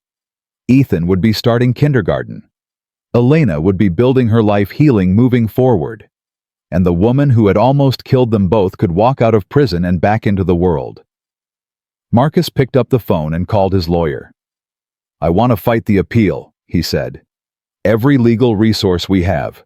I do not care what it costs. Mr. Thompson, these things are rarely successful. The appellate courts. I said I do not care. My family's safety is not negotiable. He hung up and walked into the living room, where Elena was reading to Ethan. She looked up at his face and immediately knew something was wrong. What happened? Marcus sat down beside her. Victoria is appealing her sentence. Elena's face went pale. She could be out in 5 years. For a long moment, neither of them spoke. Then Elena said something that surprised them both. Let her appeal. Marcus stared at her. What? Let her appeal. If we spend the next months fighting her in court, we are still letting her control our lives. We are still living in fear of her. Elena, she tried to kill you. I know better than anyone. Elena's voice was steady. But I refuse to spend the rest of my life looking over my shoulder. I refuse to let her have that power over me. What if she gets out? Elena looked at Ethan, who was chewing on a board book, oblivious to the adult conversation happening around him. Then we deal with it. Together, as a family. Marcus shook his head. I cannot just do nothing. I am not asking you to do nothing. I am asking you to trust that we are stronger than she is, that our life is bigger than her shadow. Marcus looked at his wife, at the woman who had survived attack and betrayal, and nearly losing her child. She was the strongest person he had ever known.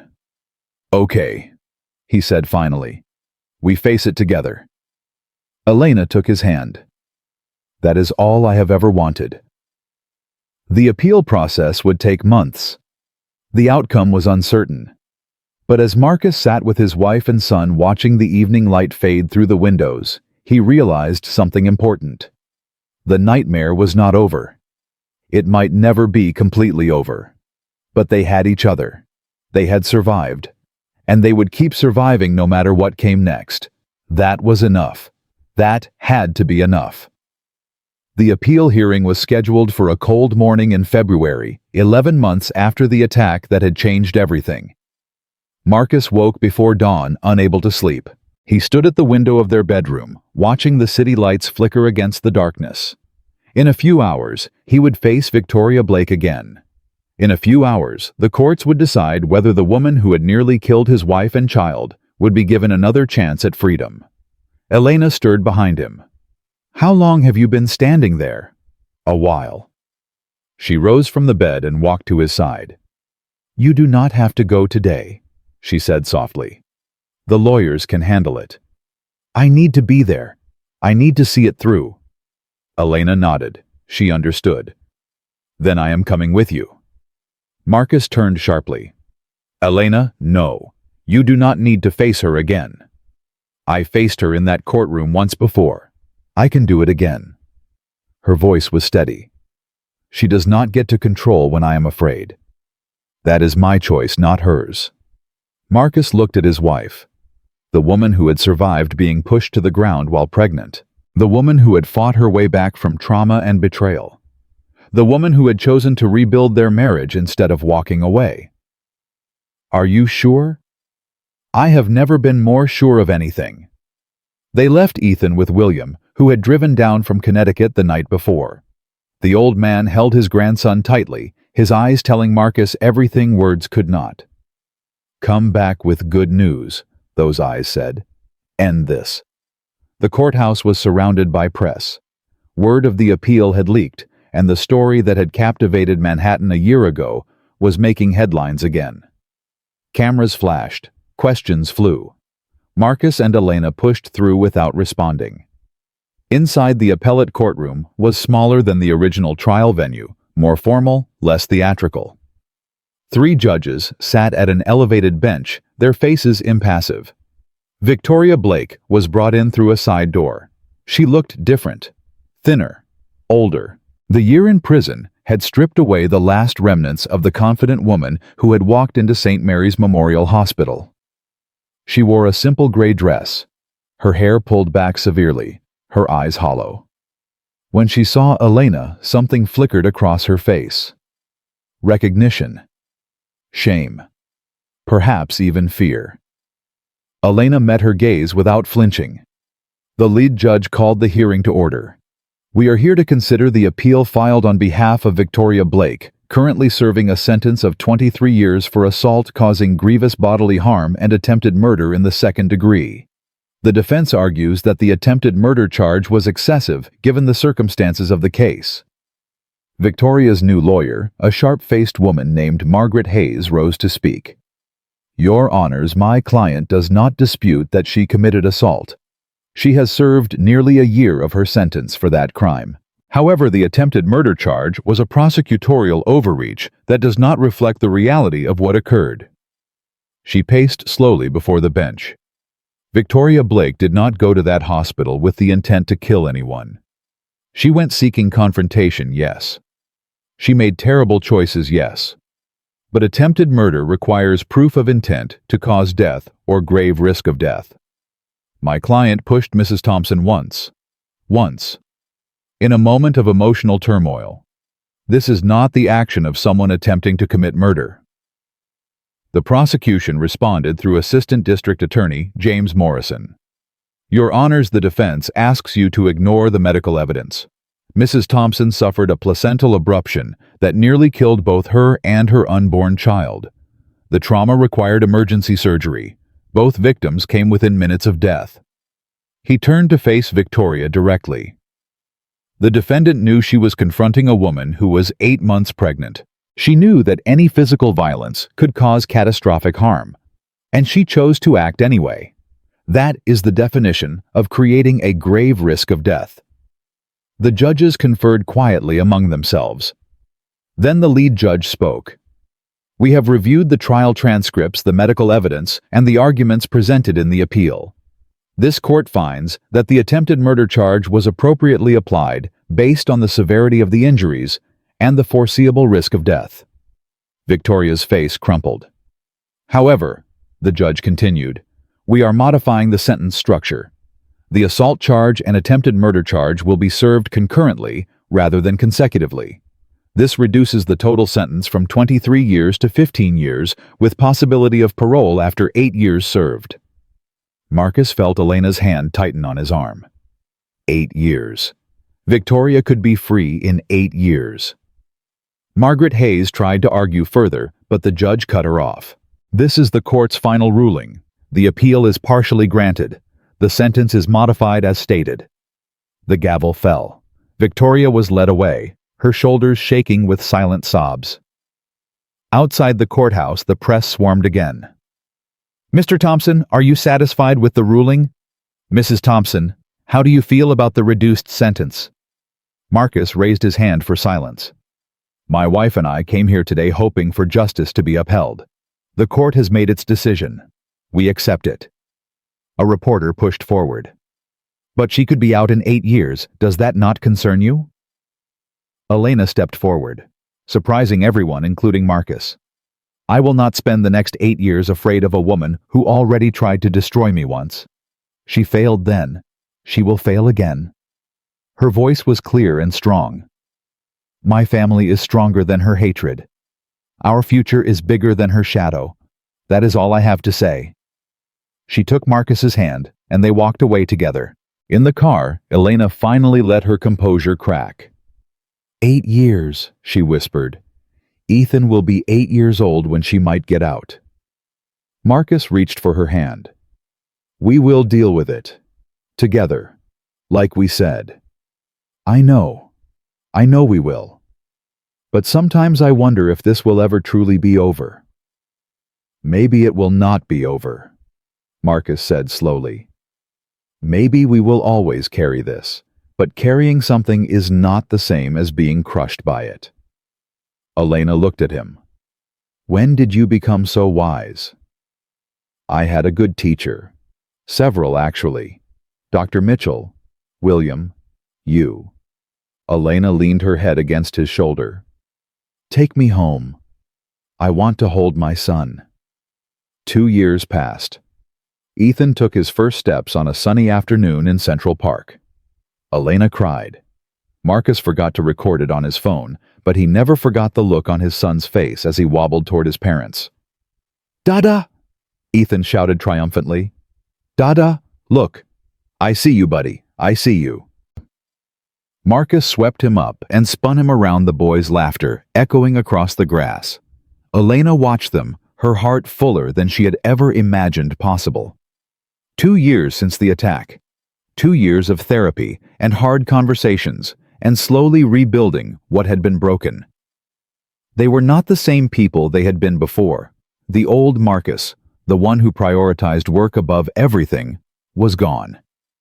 In his place was a man who came home for dinner every night, who read bedtime stories, who held his wife when the nightmares still occasionally came. The old Elena, the one who kept silent about her pain, who endured rather than confronted, was also gone. She had learned to speak her truth even when it hurt. She had learned that vulnerability was not weakness. They were different, but different, they had discovered, could also mean better. One evening after Ethan was asleep, Elena brought up something she had been thinking about for months. "I want to write a book." Marcus looked up from the report he was reviewing. "A book about what? About what happened, about surviving, about rebuilding." He set down the papers. "Are you sure you want to relive all of that? I have already lived it. What I want now is to help other people who are going through something similar. Affairs, trauma, the long road back to trust." She paused. "I think our story could help someone." Marcus considered this. It would mean going public again. Media attention. People judging us. I know. But we have already been judged. We survived that too. Marcus reached across and took her hand. Then write it. I will support you. Even the parts about your affair. Especially those parts. If we are going to tell the truth, we tell all of it. Elena smiled, small but genuine. I love you, Marcus Thompson. I love you too, Elena Adams Thompson. The book took 18 months to write. Elena worked on it in the early mornings before Ethan woke up and in the late evenings after he went to bed. She revisited every painful moment, every wound, every hard-won victory. She wrote about the day she found out about Marcus's affair, not from her husband, but from the woman who attacked her. She wrote about the terror of lying on that hospital floor feeling her baby's life slipping away. She wrote about the long months of recovery, physical and emotional. She wrote about the choice to stay in her marriage, not because it was easy, but because she believed that broken things could be made whole. And she wrote about Marcus, his failures, his slow transformation, the man he was becoming. When she finished the manuscript, she gave it to him to read. He stayed up all night, unable to put it down. In the morning, she found him in the kitchen, the pages spread across the table, his face wet with tears. Is it that bad? She asked, trying to lighten the moment. It is that honest, he said. I had no idea how much pain I caused you. I thought I understood, but reading it from your perspective, seeing myself through your eyes. He could not finish. Elena sat down across from him. I did not write it to hurt you. I know. You wrote it to heal, and to help others heal. He wiped his eyes. It is beautiful, Elena. Painful, but beautiful. Will you be okay when it is published? When everyone reads it? Marcus took a deep breath. I deserve to be held accountable. If our story helps even one family avoid what we went through, it is worth any embarrassment I might feel. Unbroken, a story of betrayal, survival, and second chances, was published 3 years after the attack. It became a bestseller within 2 weeks. Elena appeared on talk shows, gave interviews, spoke at conferences. Everywhere she went, people approached her with tears in their eyes, thanking her for her honesty, telling her that her story had given them hope. One woman stopped her after a book signing in Chicago. My husband cheated on me last year. I was ready to leave, but I read your book and I realized that leaving is not always the answer. Sometimes fighting for your marriage is harder but more worthwhile. How are things now? Elena asked. We are in therapy. It is hard. Some days I still want to walk out, but I am glad I stayed. Elena hugged her, a stranger who had become, for that moment, family. Keep fighting, Elena said. It gets better, I promise. The book brought attention. Some of it was positive. Much of it was critical. Talk show hosts debated whether Elena should have stayed with a cheating husband. Social media commentators accused her of being a doormat. Feminists argued about whether forgiveness was empowering or enabling. Elena ignored most of it. But one criticism cut deeper than the others. A journalist wrote an op-ed arguing that Elena had profited from her own victimization, that she was exploiting her trauma for money and fame. Elena read it alone in her office, feeling the familiar sting of being misunderstood. Marcus found her there an hour later, staring at the screen. Do not read that garbage, he said. Too late. He pulled up a chair beside her. Do you remember what you told me when I was worried about the press conference? You said that truth does not need to be popular to be valuable. I said that. You did. And you were right. Elena sighed. I know why I wrote the book. I know it has helped people, but sometimes the noise gets so loud I forget. Then let me remind you. Marcus turned her chair to face him. You are not exploiting anything. You are sharing. There is a difference, and the people who matter, the ones who have actually been through what we went through, they understand that. Elena nodded slowly. Thank you. For what? For being here. For being different than the man you used to be. Marcus smiled. That man is still in here somewhere. I just do not let him make the decisions anymore. 5 years after the attack, Elena received another letter from prison. This one was different from Victoria's first attempt at communication. It was longer, more detailed, and it came with something unexpected. A check for $10,000. The letter explained that Victoria had been participating in a prison work program, saving every cent she earned. She wanted Elena to have the money, not as compensation. That would be impossible. But as a symbol of the debt she could never truly repay. I know money cannot fix what I broke, Victoria wrote. But I need you to know that I think about it every day. I think about your face when you fell. I think about your baby who is probably walking and talking now, who would not exist if things had gone differently that day. I am not the same person who walked into that hospital. I do not know if you will ever believe that. I do not know if I would believe it if our positions were reversed. But I am trying to be someone different. Someone who takes responsibility. Someone who does not blame others for her own choices. In 3 years, I will be eligible for parole. I do not know if I will get it. I do not know if I deserve it. But if I do get out, I want you to know that I will never contact you or your family. I will never be a threat to you again. That is my promise. The only one I have the right to make. Victoria Blake. Elena stared at the check for a long time. Then she picked up her phone and called the Bronx Community Center, the same place where she and Marcus had first met 25 years ago. I would like to make a donation, she said.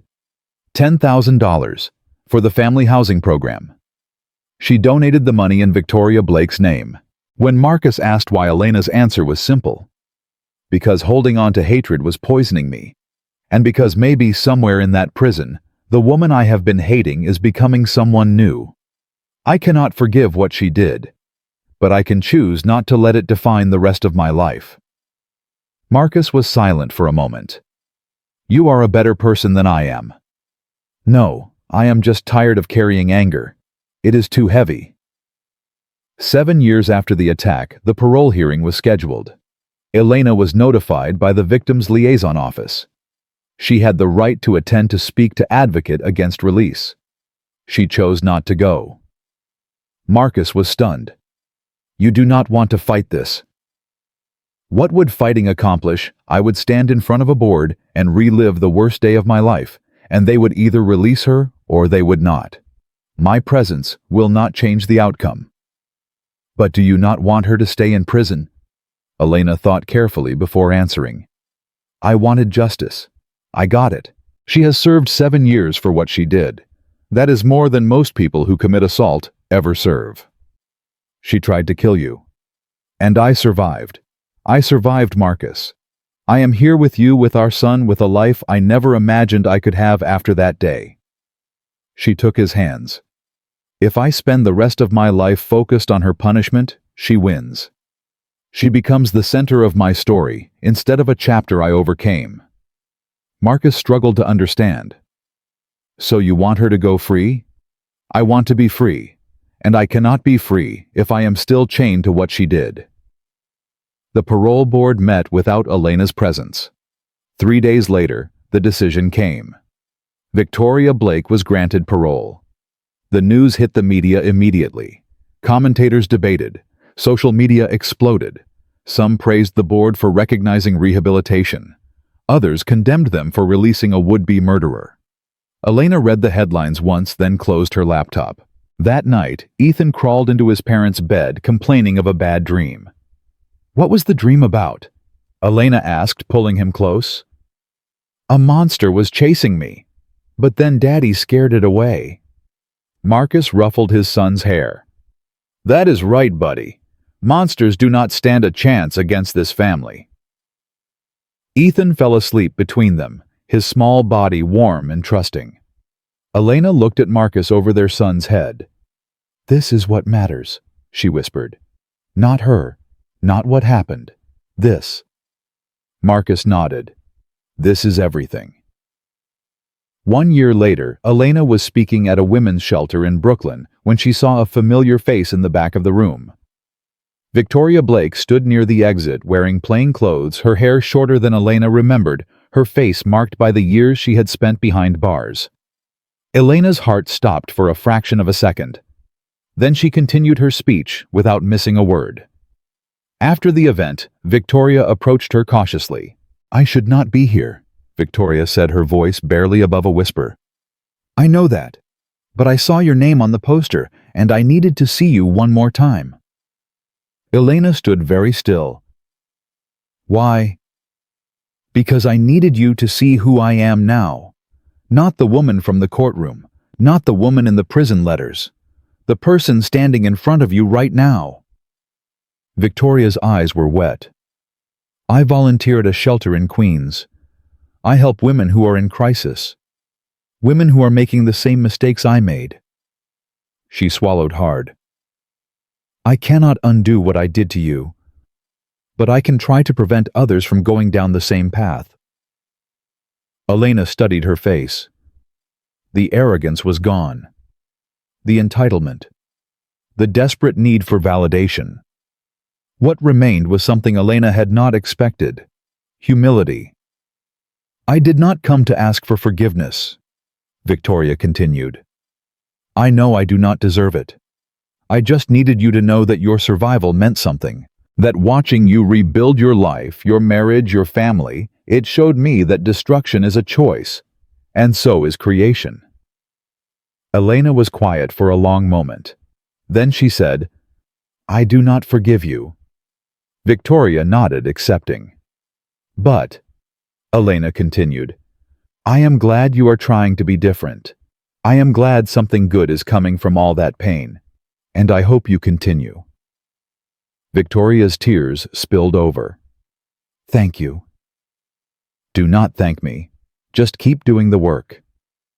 Victoria nodded, wiped her eyes, and walked away. Elena watched her go, feeling something shift inside her chest. Not forgiveness. That would never come. But something close.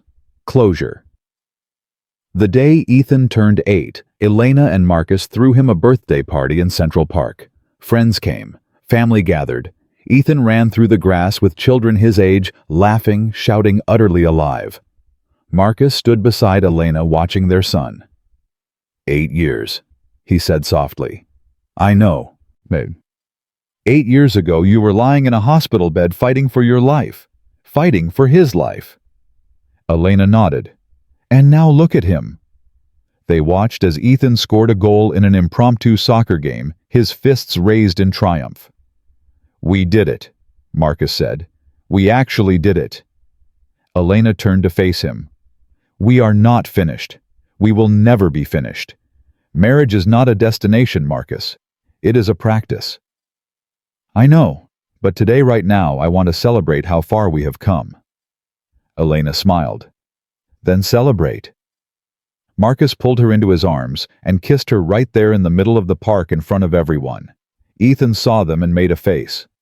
"Gross!" he shouted, laughing. The other children laughed with him. Elena and Marcus did not care. They had earned this moment. Every therapy session, every hard conversation, every night they chose to stay instead of leave. They had earned the right to stand in the sunlight and be grateful. That evening after the party, after Ethan was asleep surrounded by new toys, Marcus and Elena sat on their back porch. "I have something for you," Marcus said. He handed her a small velvet box. Elena opened it carefully. Inside was a simple gold bracelet with a single charm, the date of Ethan's birth, engraved in elegant script. "It is beautiful," Elena whispered. "It is a reminder," Marcus said, "of the day our second chance became real, of the moment everything changed." Elena clasped the bracelet around her wrist. "I love it." "I love you." "I love you too." They sat together in comfortable silence, watching the stars emerge one by one. 8 years of struggle. 8 years of growth. 8 years of learning that love is not a feeling, but a choice made again and again in moments large and small. They had been broken, shattered into pieces that seemed impossible to reassemble. But they had chosen to rebuild, not into what they were before, because that was gone forever. Into something new, something stronger, something unbreakable. Elena leaned her head against Marcus's shoulder.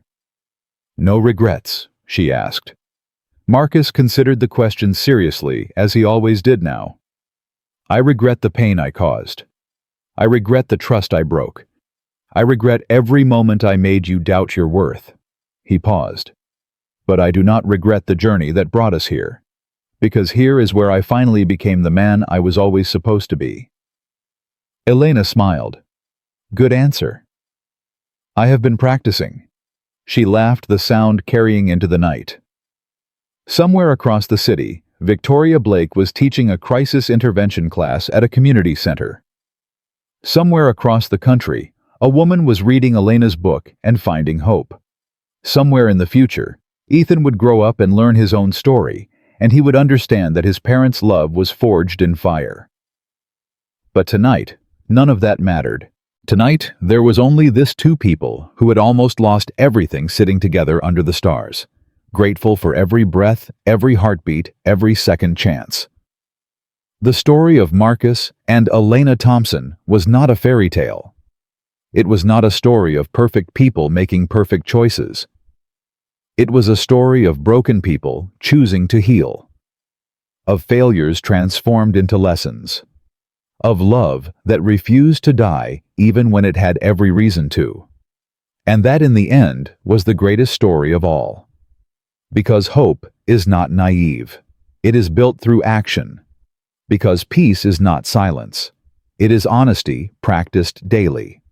Because justice does not erase wounds, but it can prevent them from spreading. And because the strongest families are not the ones who never fall, they are the ones who get back up, together.